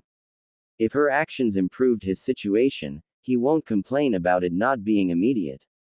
Was that all? Well, I could thank you for winning me a shit ton of money by taking you to dinner. I'm sure Shizune would be up for it. I'd like that. You won a bet. Why aren't you freaking out? Jiraiya asked, deeply confused. The kid negates that. I bet on him and win and nothing happens. I don't get it, but I also don't question it. I am curious why you didn't just win the whole damn thing. Gaara is broken, he only finds comfort in his madness. I wasn't there to fight a mad dog, and if he pushed me too far, Suna would be missing a Jinchuriki, and that can't be good for inter-village relations. Besides, it was only my pride pushing me to compete, but what's pride to people that perfected the art of fighting cowardly? That's an interesting understanding of shinobi, said Tsunade. I suppose it is. Well, that's all I wanted. Come to the Senju compound tonight at 8 and we'll decide something from there. Hi. See you then. She nodded and then exited the apartment. Jiraiya watched Naruto grinning like an idiot, completely misunderstanding the vibe. Alright, enough of that. I brought you here to tell you I want you to be my apprentice. Ah, thank you. It'd be an honor, but I think I have to decline. Naruto said, shocking both Sanin. What do you mean decline, brat? Do you know how many people would kill to be in your position? And how many of those spent a month training with you? I'm not saying your approach has no merit, but it doesn't work for me. Besides, I still have a Junin sensei. But she can't prepare you for what lies ahead. And what lies ahead? There are a group of S-rank shinobi calling themselves the Akatsuki. They want to abduct all the Jinchuriki for some unknown reason. How long have you known about this? I've been aware of them since Orochimaru joined, but I only recently found out about their goal of collecting the Jinchuriki. And knowing this, you wasted a month not being fully engaged. Why would I assume that'd be different? I just wanted you to figure things out for yourself. I'm a jutsu creator. Have been since I was 6, please don't insult me, Jiraiya. Asking technical details about a jutsu I'm trying to learn isn't an unwillingness to work independently. Maybe that bit of information would have been applicable to another problem I currently have or something down the road. We cannot know what will and won't be relevant at a later date. Your refusal to do anything more than explain the steps, once and then scope out women was borderline negligent. Alright, I could have been a bit more helpful, but I was testing your determination. I was hunted for 2 weeks by 2 of the 7 swordsmen. I've proven my determination. Your resolve. I killed both of those swordsmen. Iron will. Fine, Yaki. What do you think I could have done differently? You could have worked on my taijutsu. Is it bad? Isn't it telling you don't know? Now, I wouldn't call it bad. I train in the Panther's preferred style, but facing with different, more experienced opponents would be helpful. My first instinct is to go to my sword or ninjutsu. I can end fights fast that way, so my taijutsu skills aren't as sharp as those are. You seem awfully aware of your flaws. No reason not to be. As far as your offer, I need to think about it. Is that okay? Sure, brat, but don't think too long. No problem. Well, I need to go see my teammates, later pervy sage. Don't call me that, brat. Contrary to shinobi stereotype, Naruto didn't hate hospitals. He hated the smell, but who would enjoy the smell of disinfectant? Since he cultivated a joy of reading early on, anytime he wound up in the hospital due to injury, he'd just relax and read. Because he didn't make himself a pain and was actually a good patient, the hospital staff was weirdly accepting of Naruto. They didn't care or whisper behind his back, he was just a normal boy with abnormal hobbies. So when he heard, "What are you doing here?" he didn't take it as an insult or expression of animus. Anyo, Saito-sensei, I'm just here to visit my teammates. That had better be why. If I have to treat you for Tenketsu burnout one more time, I'll wring your neck. The brunette said. She was the first person to ever treat Naruto when a Raiden jutsu got away from him. She fussed over him more like a mother hen than a doctor, but it was nice, if unusual for the redhead. I heard you kicked, Naruto. I did okay, won my first 2 matches but forfeited during the final. Good. You aren't one of those battle junkies looking for stronger opponents or some such nonsense. Nah, I'm too lazy for that. I want all my enemies weak so I can beat them and get back to my books. You sound like an old man, Naruto. He chuckled. I suppose I do. Would you happen to know where Shikamaru Nara and Shino Aburame are? Actually, I do. They are in the same room since Shikamaru is faking. Just go down this hall and it's the last door on the left. Thank you, Saito-sensei. No problem, Naruto. Just stay out of trouble or else. Hi, he said before traveling to his teammate's room. Once he arrived, he saw an expected sight, Shino staring off into the void, likely having a discussion with his allies while Shikamaru pretended to sleep. For a notoriously lazy boy, he pretended to sleep a lot. Hey, fellas. Troublesome. That resulted in Naruto gaining a tick mark. Hello, Naruto-san. No matter how many times Naruto tells Shino he doesn't have to be so formal, he is anyway. So, he's given up, for now. You feeling better, Shino? Yes, my allies were able to neutralize much of the poison, I am only here as a precaution. Thank you for your concern. Of course, we're teammates. What about you, Shikamaru? Still pretending to have chakra exhaustion. Not all of us are walking chakra batteries, you troublesome redhead. You're troublesome, Tem. No, you are. I used to think blondes were the very height of troublesome, but I was wrong. I actually talked to my dad about it and he gave me a knowing look. You clearly descend from troublesome people. You goddamn right I do. My name might mean maelstrom, but I'm an eternal flame, baby. Datbeo. Oh, Kurenai, your cute little students are so much cuter than mine. Want to trade? A voice from outside the room said. They are downright adorable, Kakashi, so I think I'll keep them. At being caught in their childish moment, Shino adjusted his glasses, Shikamaru muttered troublesome, and Naruto scratched the back of his head. Well, just be careful around Naruto and Raiden Jutsu, he isn't very good with them. Naruto immediately became irate, hair floating in distinct tails. You are teaching Raiden, Datbeo. Oh, Naru-chan, is this about the lightning puppy again? Immediately his mood changed from righteous fury to embarrassment. Shut up. You said you'd never bring that up. No, I implied I wouldn't, but it's good to have embarrassing stories about rookie Chunin, it keeps them humble. You got promoted, Naruto?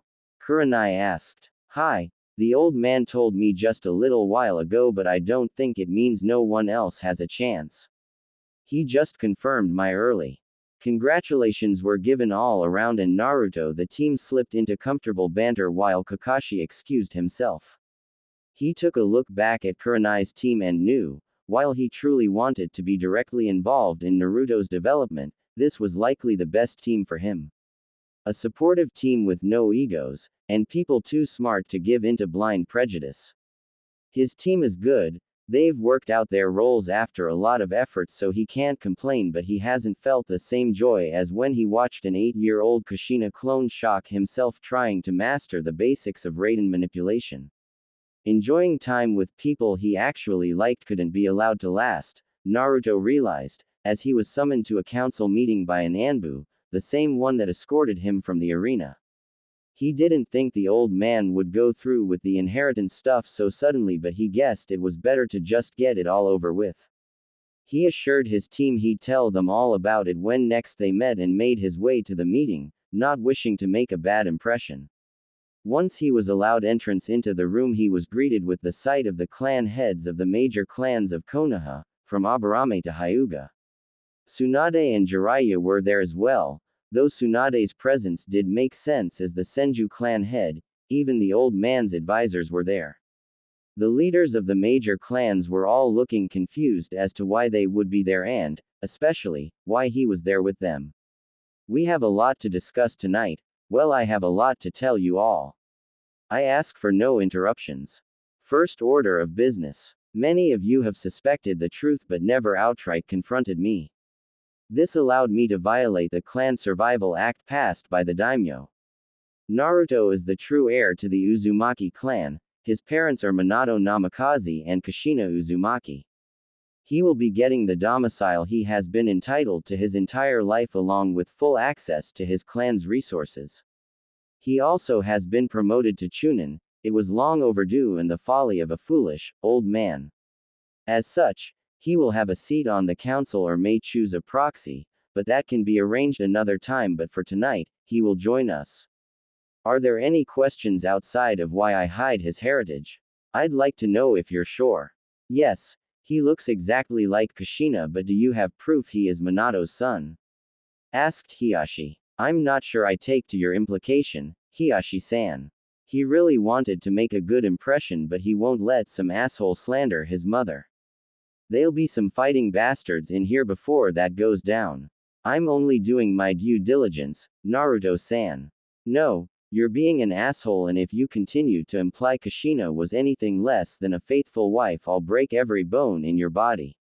You being a Hyuga doesn't absolve you from responsibility for your words, remember that, Hiyashi. Tsunade chimed in. That's enough. Yes, There is proof and it has been accepted by the daimyo himself, so you have no grounds to question it.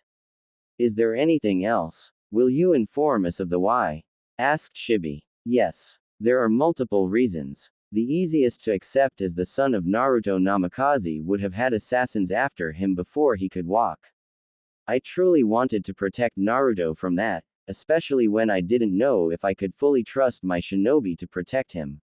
Many of the shinobi bristled at the accusation. I don't find that fair at all. Sum yelled. She may not have done much for the boy or anything, but she'd never just allow someone to kill him, nor would she believe any of her clan capable of such an act. All the clan heads silently agreed, taking offense at the implication. Naruto held back a scoff but didn't hide how he felt about their performative outrage. Do you disagree, Naruto-san? Shibi asked. The shinobi of the village, generally, were less discriminatory. Though the primary reaction was to treat me like a primed exploding tag they'd rather not be around. Some were more ignorant, some less, but the consensus seemed to be they'd rather I not be anywhere near them. Also, I just had a man imply my mother was a whore to my face as if it weren't offensive. That was my reality, so whether or not any of you would attempt to protect someone you'd prefer not be near you, I don't know, but acting like the old man just levied a grave insult is absurd. When Naruto finished answering Shibi, much of the indignation had left the faces of the clan heads. When taken from Naruto's perspective, it would be easy to assume some would willingly look the other way while he was removed either through kidnapping or murder. Many were having realizations about what their inactivity in the life of Naruto, Minato's child, meant. They speak of his noble sacrifice but had sullied it by their choices. They were all starting to feel the weight of 12 years' worth of shame. Hiashi felt it more than any. He holds some resentment toward Naruto for injuring Neji to the extent he did and engaged in a moment of pettiness. It was beneath him and surely not justified when speaking about the dead. Moving on, protecting Naruto was one reason, but it wasn't the only, and in retrospect I cannot say with all honesty it was the primary one either. My position was vulnerable. The wealthiest of the civilians were attempting to make a power grab, leveraging the money required to support our recovery. I couldn't allow that. The current daimyo was also an unknown to me and didn't trust he'd send additional resources without requiring something in return, so I did a shameful act. I pilfered money from the Uzumaki clan funds. It was a substantial amount, and in my desire to not lose a necessary emergency fund I allowed a way for Danzo to take funds from the account as well. I've made restitution to Naruto for what I've taken and was in the process of repaying what Danzo stole. This is why I didn't promote him to Chunin. I didn't believe I could delay giving him his inheritance or the knowledge of his parents and clan any longer than that. Is an automatic search for any due assets is started when our shinobi make Chunin. The inconsistencies in Naruto's file would have gotten back to the daimyo and this would have been the result. However, the daimyo was alerted to my actions some time ago and had been conducting his own investigation into my and Danzo's actions. He brought it all to my attention a few days ago, where Danzo Shimura was executed for his crimes. I am deeply ashamed of my actions and how they've hurt Naruto. I am even further shamed by the consequences of my actions. As ordered by Daimyo-sama, I will be stepping down as Hokage as soon as I find a worthy replacement. That is expected. What wasn't was the other order given by the daimyo.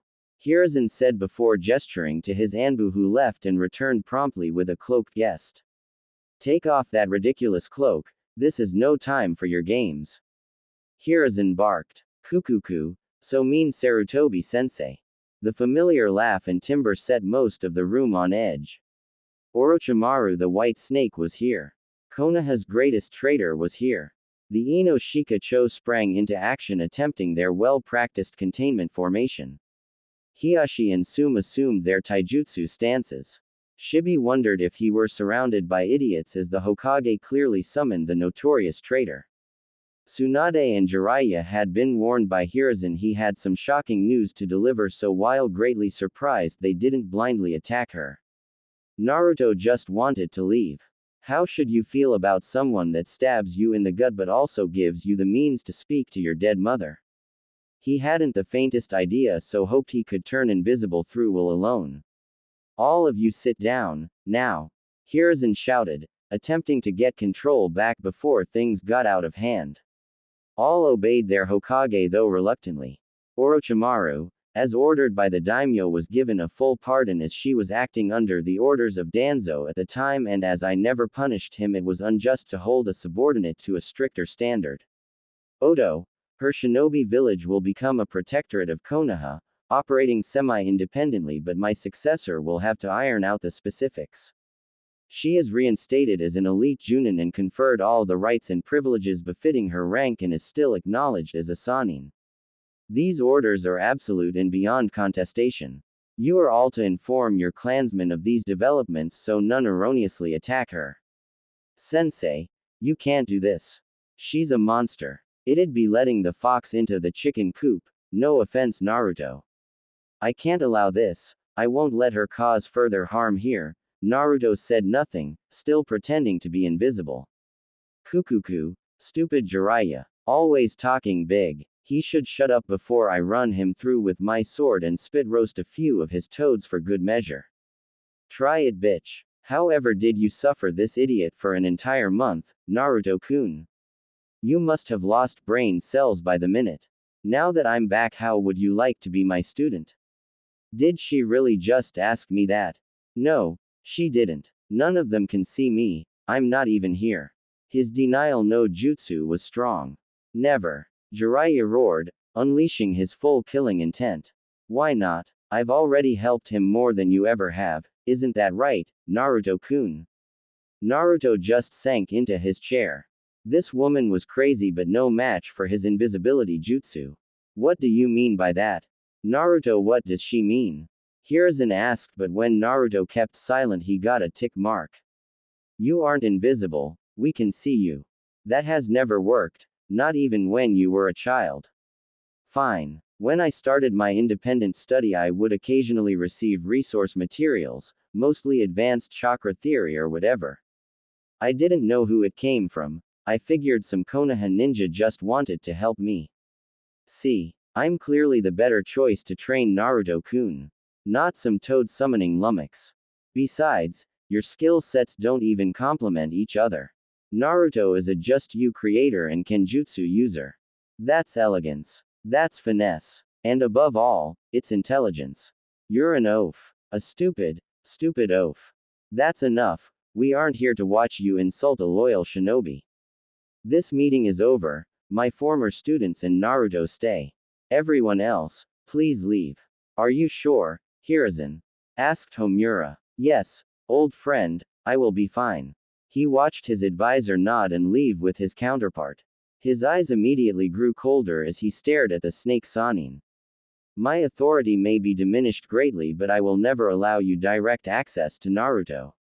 I won't have you twist him into something dark and ugly, a creature more than a human. Kukuku, you haven't the ability to stop me, you useless relic. It's his choice, and any undue influence on his choice would be unwise and likely unhealthy.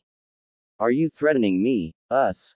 Surely you don't believe you could defeat all three of us? That assumes you'd all attack me. Tsunade has been awfully quiet. I want nothing to do with this idiocy nor the twisted dynamic that was our team. Come on, Naruto. Auntie Tsunade is going to drink her dinner until she can't feel feelings anymore, and you're too.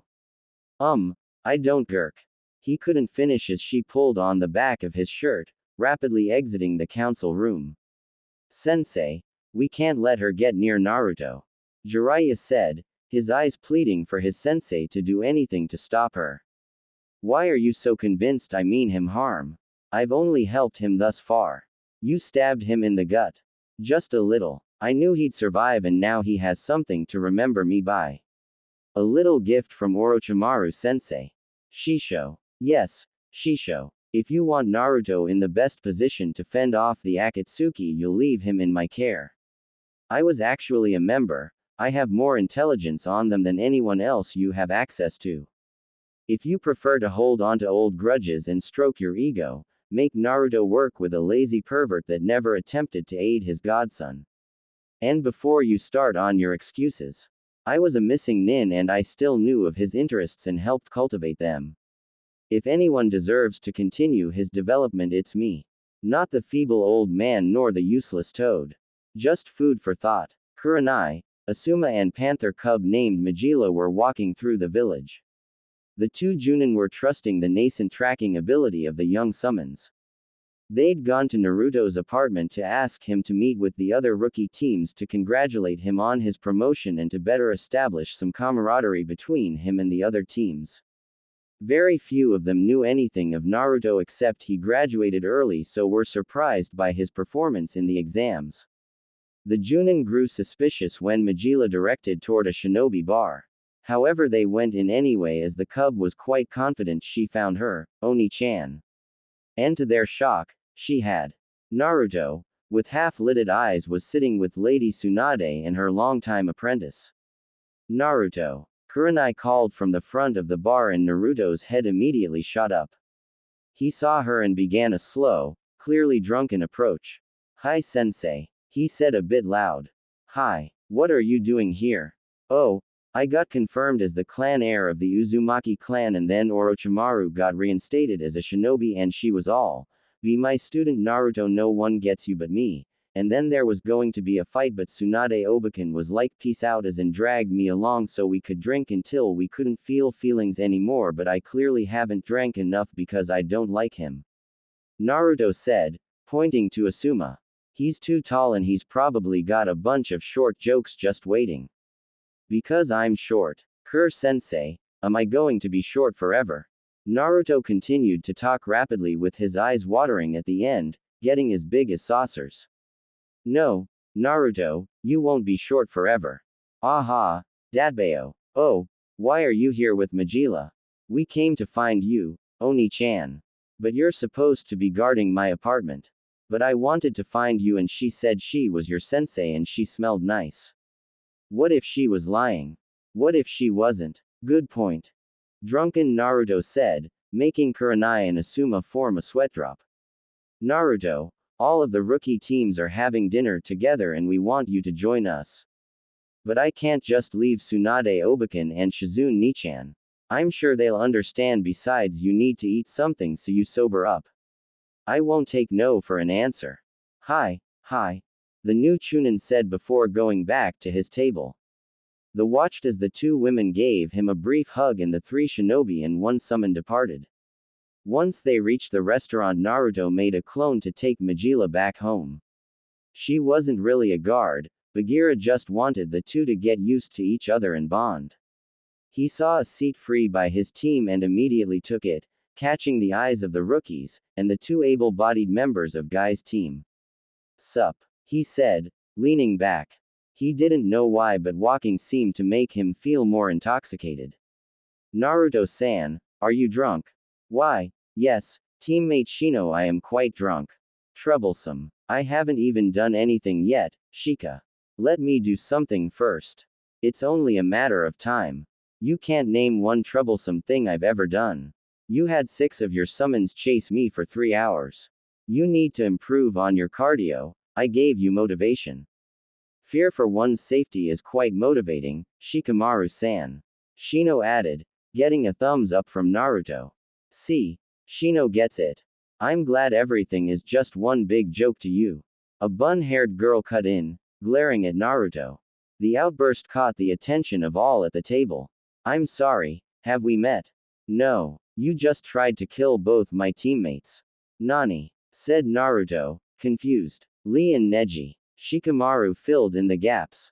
"Oh, that's incorrect. I only tried to kill one of your teammates. I intended to maim the other." "Very different. And that makes it better. We're supposed to be comrades." Then, they should have acknowledged their comrade had them beaten and given up. You didn't have to go that far.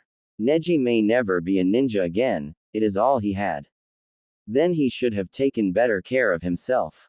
Besides, he looked as if he was truly trying to kill Usagi Hime. He pointed to Hinata, causing her to blush faintly at the name and attention, and I bet you didn't say one word about it. "I'm sorry, bad things don't confine themselves to just people you don't care about." If I'd realized that were the rules, I'd have let Lee beat my brains in. He finished, causing the girl to leave, Lee following behind her. The Junin overheard the discussion and saw Tenten leave. They were surprised Guy hadn't followed her and looked at him expectantly, causing him to answer the unasked question. There's nothing I can say tonight to make her see the truth of Naruto's words. I think seeing her teammates easily bested by the same person has shaken her worldview. All she and my team have known, until the exams, is success, and I think they developed a certain amount of arrogance that nothing could touch them. That's my fault, but it won't be fixed tonight. It's okay, Guy. That would be difficult to predict. I have trouble getting my team motivated. There's no natural leader among them. Ino's just bossy, but she's also the weakest. Shoji is too kind to take charge, and Hinata, while strong, doesn't appear to want to push them. By the time they all make Chunin, assuming they do, this team will not last beyond that. Asuma said, and it was truly an unusual team. His father had expressed concerns about overspecialization and decided to take inspiration from Tsunade, without actually enacting her proposal. He moved to have every team have a tracker, a containment specialist, and a heavy hitter, with one member also able to fulfill a support role. Kakashi argued hard for Naruto to be his tracker, his summons ideal for it, but Iruka and the Sandaime cited potential personality conflicts. Sasuke would do well with a rival around or at his level, but being on a team with someone far and away better than him may have made him even more withdrawn. And if Sasuke ever stole one of Naruto's personal jutsu, they wouldn't have a loyal Uchiha anymore. The Uchiha went through rigorous ethics training, provided by the clan, as they neared graduation age.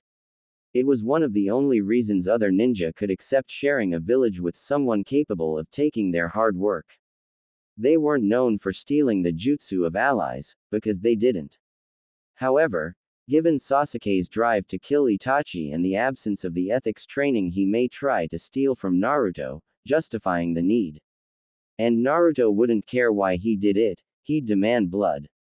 As the Sandaime explained, Naruto had started to see more and more of the villagers as an outgroup, not his people. If he considered you a friend, he was warm and inviting, even sometimes silly and immature. If you weren't, he could be cold and impersonal. He wouldn't automatically trust his teammates, which means Sasuke might have grossly offended Naruto before a bond could have been formed. It was a disaster waiting to happen. Kakashi accepted this and accepted he'd be the best person to instill the ethical use of a Sharingan to Sasuke. He couldn't have Hinata, the top kunoichi, for personality conflicts as well. Apparently Sasuke was too much like Hiashi. This would either harm Hinata's growth as she became insecure or show further signs of emotional abuse, or she'd snap and try to kill Sasuke since she can't kill her father. As such, he got Sakura. The Sandaime argued she was a blank slate and could be molded to fit near any role, outside of tracker. She did have a lot of potential if he ever found a way to channel it, but being on a team with the object of her affections impedes her growth. Kiba was a good teammate. He was brash, but constantly being beat by Sasuke curbed it, a bit. That was actually the problem, he didn't push Sasuke. He accepted Sasuke was better than him and deferred to him as the team leader. It improved team dynamics but not the underlying issues of his other team members. Sasuke doesn't have to bond with his team as they follow his lead with little pushback. Sakura still gets to think Sasuke is an unparalleled genius she can always rely on. It was a mess, and while the team would last longer than Asuma's, they didn't bring the best out of each other. The rest of the evening passed without further incident, with the rookies chatting away. They all departed and Naruto, finally sober, decided to head to his apartment. It had been a long day and he just wanted to unwind. That, however, was not to be, as he sensed a presence in his apartment. Activating the emergency seals, should someone penetrate his initial security, Naruto walked in to see an amused Orochimaru on his couch, petting Majila, who was purring happily. "Hi, Oni-chan," the panther cub said. "This is a strong gravity seal. Is it reinforced by my chakra?" "Kukuku, impressive," observed. Thanks." What are you doing here and how did you get in? She let me in, Orochimaru said, causing Naruto to sweat drop. He's really going to have to make her more suspicious of people. Sensing his silent recrimination, Majila spoke in her defense. She smells like your scrolls, so I thought she was okay. He had to concede her point. It wouldn't make a lot of sense to keep training materials from an enemy, but still he'd have to withhold some snacks even if she pouted. He wouldn't break this time. As for why I'm here, if you'd release me I'd be happy to tell you. Naruto deactivated the secondary seals while reengaging his primary. If the old man let her back in the village, at the daimyo's instruction, he reasoned she likely wasn't here to kill him. He took a chair from his desk and sat across from her, awaiting her explanation. Why so far away? I don't bite. But you do stab. I do, but it was a lesson you needed to learn. And what lesson was that? Getting impaled hurts. Being overly noble will get you killed. You didn't leave me much choice. Sure I did. You could have attacked me as a team, and as they distracted me you fled. She said and saw the disgust on Naruto's face. Ah. You'd never do that, yes. No, I wouldn't. Then accept that path leads to pain. You'll never abandon your comrades. Put their safety above your own. Then acknowledge you'll sometimes suffer for it.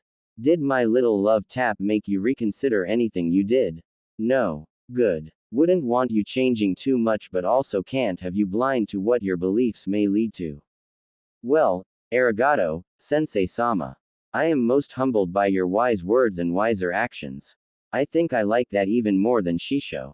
Yes, when you become my student I think I'll have you call me that. I haven't said yes. I haven't made a decision. Kukuku, whatever you decide, just don't exclude the middle. She said, and he quirked an eyebrow. She just smiled as if to say it'd make sense soon enough. So, onto why I'm here. Did you manage to solve my little puzzle? Yes. How did you get the DNA of my mother and Mito Senju? I'm a world-class ninja, Naruto-kun. There isn't much I can't do. Right. So, how did you manage it? I broke the jutsu down to its most basic elements, yin and yang. It summons the yin energies of the dead, it needs a yang counterpart. The body and the DNA acts as a beacon to attract the yin but also help merge the yin to a foreign yang. Orochimaru listened closely to his words, her genius mind cycling through explanations until her eyes widened a fraction. Yang release. Yep. Pure yang release channeled into a shadow clone was how I was able to do. So, you can do yang release now. How far have you gotten with it? Just the shadow clone. I was under a tight deadline and learning to focus the balance of my chakra to yang took a majority of the month. What happened? Where are they? They both returned to the pure world. For Mito, she felt her time had passed, and outside of Tsunade, all of her family is with her there. Maika-chan was conflicted but ultimately felt it unnatural. Apparently the control seal can distract them from it as they have orders to follow, but when they retain their free will there's always this sense that a part of them is wrong and shouldn't be there. The foreign yang. Yay. She didn't appear to have any moral qualms about it or concerns about balance or whatever, she just said she felt wrong. Fascinating. What will you do now? I'm not sure. I know I want to develop yang release more, but as far as the Edo Tensei, he said with a shrug. Don't abandon it entirely. It'd be fitting. Minato perfected the Hiraishin and you can perfect the Edo Tensei. Why do I have to get the zombie jutsu? Luck of the draw. Well, that's all I wanted to ask you, so I will take my leave for the night, she said, placing Majila on the couch. Oh, and Naruto. Don't stare at my on my way out. Causing the boy to sputter, much to her amusement. When she left, Naruto glared at the lone panther cub. Majila, we need to discuss you doing whatever is requested of you for a pretty face or pleasing scent. You think she's pretty? Not the point. So, for dereliction of duty, no snacks and no belly rubs for a week. Oni-chan. 3 days had come and gone since the end of the Chunin exams and the official reinstatement of Orochimaru. The following day the Sandaime announced her return to the entire village, and it did not go well. The civilians were terrified, the boogie woman had returned to dissect them and their children, they wailed. The ninja were on edge as well. She was a well-known traitor, so to be allowed back and for it to come from the daimyo himself. The seasoned among them realized there was a game being played well beyond their level but would watch their step around the snake Sanin. There was one person that wasn't happy, wasn't accepting but also wasn't afraid. She was livid, enraged, angered to the point of distraction. She begged the Sandame to reconsider, ranted and raved about how this woman was the embodiment of evil. The old Hokage couldn't fault the kunoichi. Few had been as affected by Orochimaru's machinations than her, but his hands were tied. She realized he couldn't, or wouldn't do anything and had thrown herself into a bender to cope. Her friends tried to help but there wasn't much they can do. The situation was simply unchangeable, and if Anko tried to attack Orochimaru, she'd be stripped of her status as a kunoichi and possibly imprisoned, if the Sannin didn't kill her outright. None of them were used to seeing Anko so distressed and hated how powerless they were to console the, normally, lively kunoichi. Kurenai's team was ordered to stay on light duty as two of her team members were still being considered for promotion, the Orochimaru fallout having delayed final decisions, and Naruto had clan business to attend to. This allowed her to stick by her friend, attempting to sober her up with her favorite treat, dango. Are you feeling better now? There is no better as long as she is alive. Maybe there is a long-term missions you can be sent on, to get some space. I'm not running, Kurenai. Not from her. Never from her. Then what? Anko, you can't remain like this, you'll only be hurting yourself and those who care about you. I don't know. I feel helpless. How did she get the daimyo on her side? It makes no sense. Although, it is convenient that she comes back and your brat gets his long-denied promotion and acknowledged as a clan heir. Funny, that. What are you implying, Anko? She has an interest in him. Don't know what, don't know why, but it's there. And the kid is about as attached to this village as that Neji is to his right arm. Naruto wouldn't betray the village, he wouldn't betray his team. Maybe not now but before. Heritage hidden, stalled career and most of the villagers still disliking him. You think a few people is enough to keep him in hell? Nah, and I bet she knows that too. She'll have her hooks in him before you know it and he'll be twisted just like she is. Anko said and was immediately slapped in response. You don't get to talk about my student like that. Naruto is nothing like her. I wasn't either. Until I was influenced by her. You'll see. Majila was running frantically, making note to use the shadow walk like her two-sama taught her. She needed to get help. Just a bit ago 2 strange men came to the apartment. One tried to get through the security but couldn't. The presence of one of the men had the small cub shaking, it felt oppressive and overwhelming. They made mention of trying to find her Oni-chan, so as soon as she sensed them gone, she left via a secret exit to go find help. She smelled 2 familiar scents, one was his sensei but her presence didn't seem to match those men, so she opted to find the other lady that smelled like snake and gave really good tummy rubs. She ran non-stop until she found the woman at a cafe with some other person. As she approached she jumped on the table, causing the boy to tense and prepare to attack. Kabuto, stop, the lady ordered. Now, little one, what seems to be the issue? 2 men were looking for Oni-chan. One had more chakra than even Oni-chan did. They were in these cape things with red clouds on them and I think he might be in trouble. She got out, completely out of breath. Do you know where Naruto-kun is right now? The cub nodded. He uses a faraway training ground when he wants to be alone. I can show you. Good. Kabuto, we're leaving, Orochimaru said, picking up the cub and following her directions.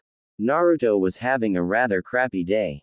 It started out fine, no mission to worry about, so he went to train for a bit. While working through the grapples of the panther style with a shadow clone, he felt his awareness shift. Immediately he suspected genjutsu and dispelled it, to see 2 cloaked individuals approach him. He cursed himself for being caught off guard but wouldn't just react blindly because of it.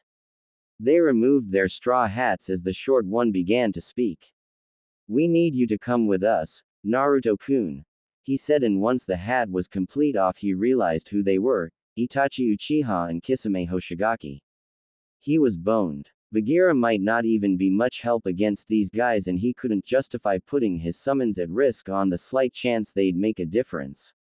He needed to do two things: avoid looking Itachi in the eyes and come up with a plan to escape. He looks like the type to resist Itachi.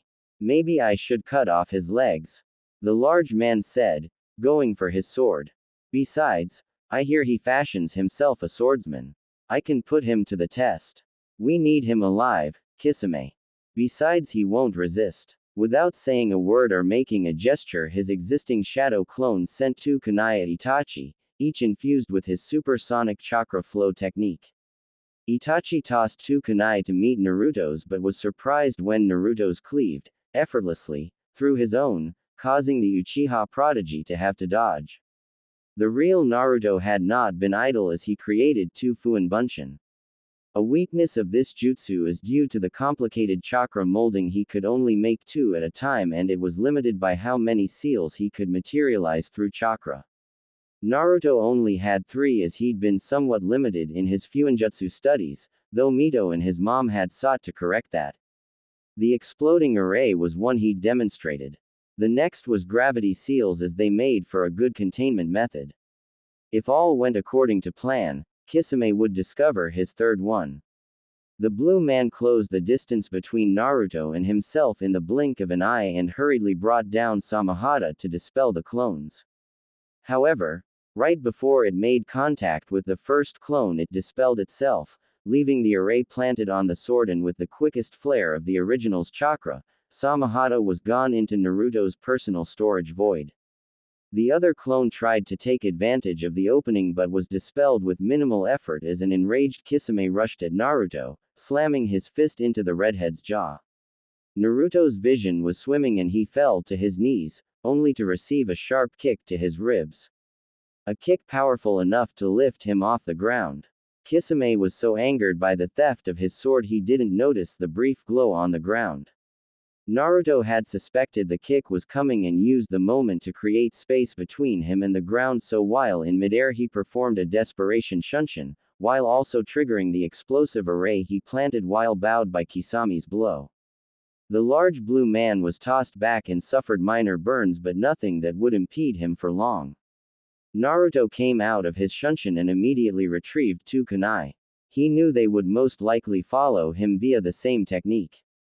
The shunshin wasn't a viable combat technique because it was disorienting and just predictable enough to give your target a brief warning to go on the defensive.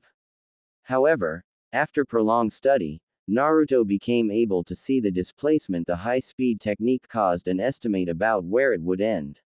It's how he killed Zabuza after the Demon of the Mist threw his legendary sword. The path of the shunshin was obvious, and a few wind chakra-infused kunai ended his life. Naruto waited. He only planned to attempt this with Kisame. Itachi's Sharingan would render the ambush useless. He'd see it coming even if he wasn't as proficient with the technique as Shisui Uchiha was. He threw the infused kunai and then performed the 6 hand signs required for one of his original jutsu. A Kaiden jutsu shot in a straight line, it traveled very fast. Instead of ending the Kaiden with the tiger sign, the sign that essentially ignites the chakra, Naruto finishes with snake, giving it Suiden-like properties. The excited chakra will saturate an object, and once said object can't handle any more of the excited chakra, it'll explode. Fire style. Combustion stream, he muttered, aiming for the two kunai, and they caused the expected explosion, it being superheated thanks to the presence of the wind chakra. Unfortunately, the concussion made him miscalculate. He managed to further hurt Kisame, but it wasn't enough to kill the Kiri missing nin, at least not immediately, and he still had Itachi to deal with. The Kyuubi's chakra was healing the concussion and his cracked ribs, but it wouldn't be fast enough.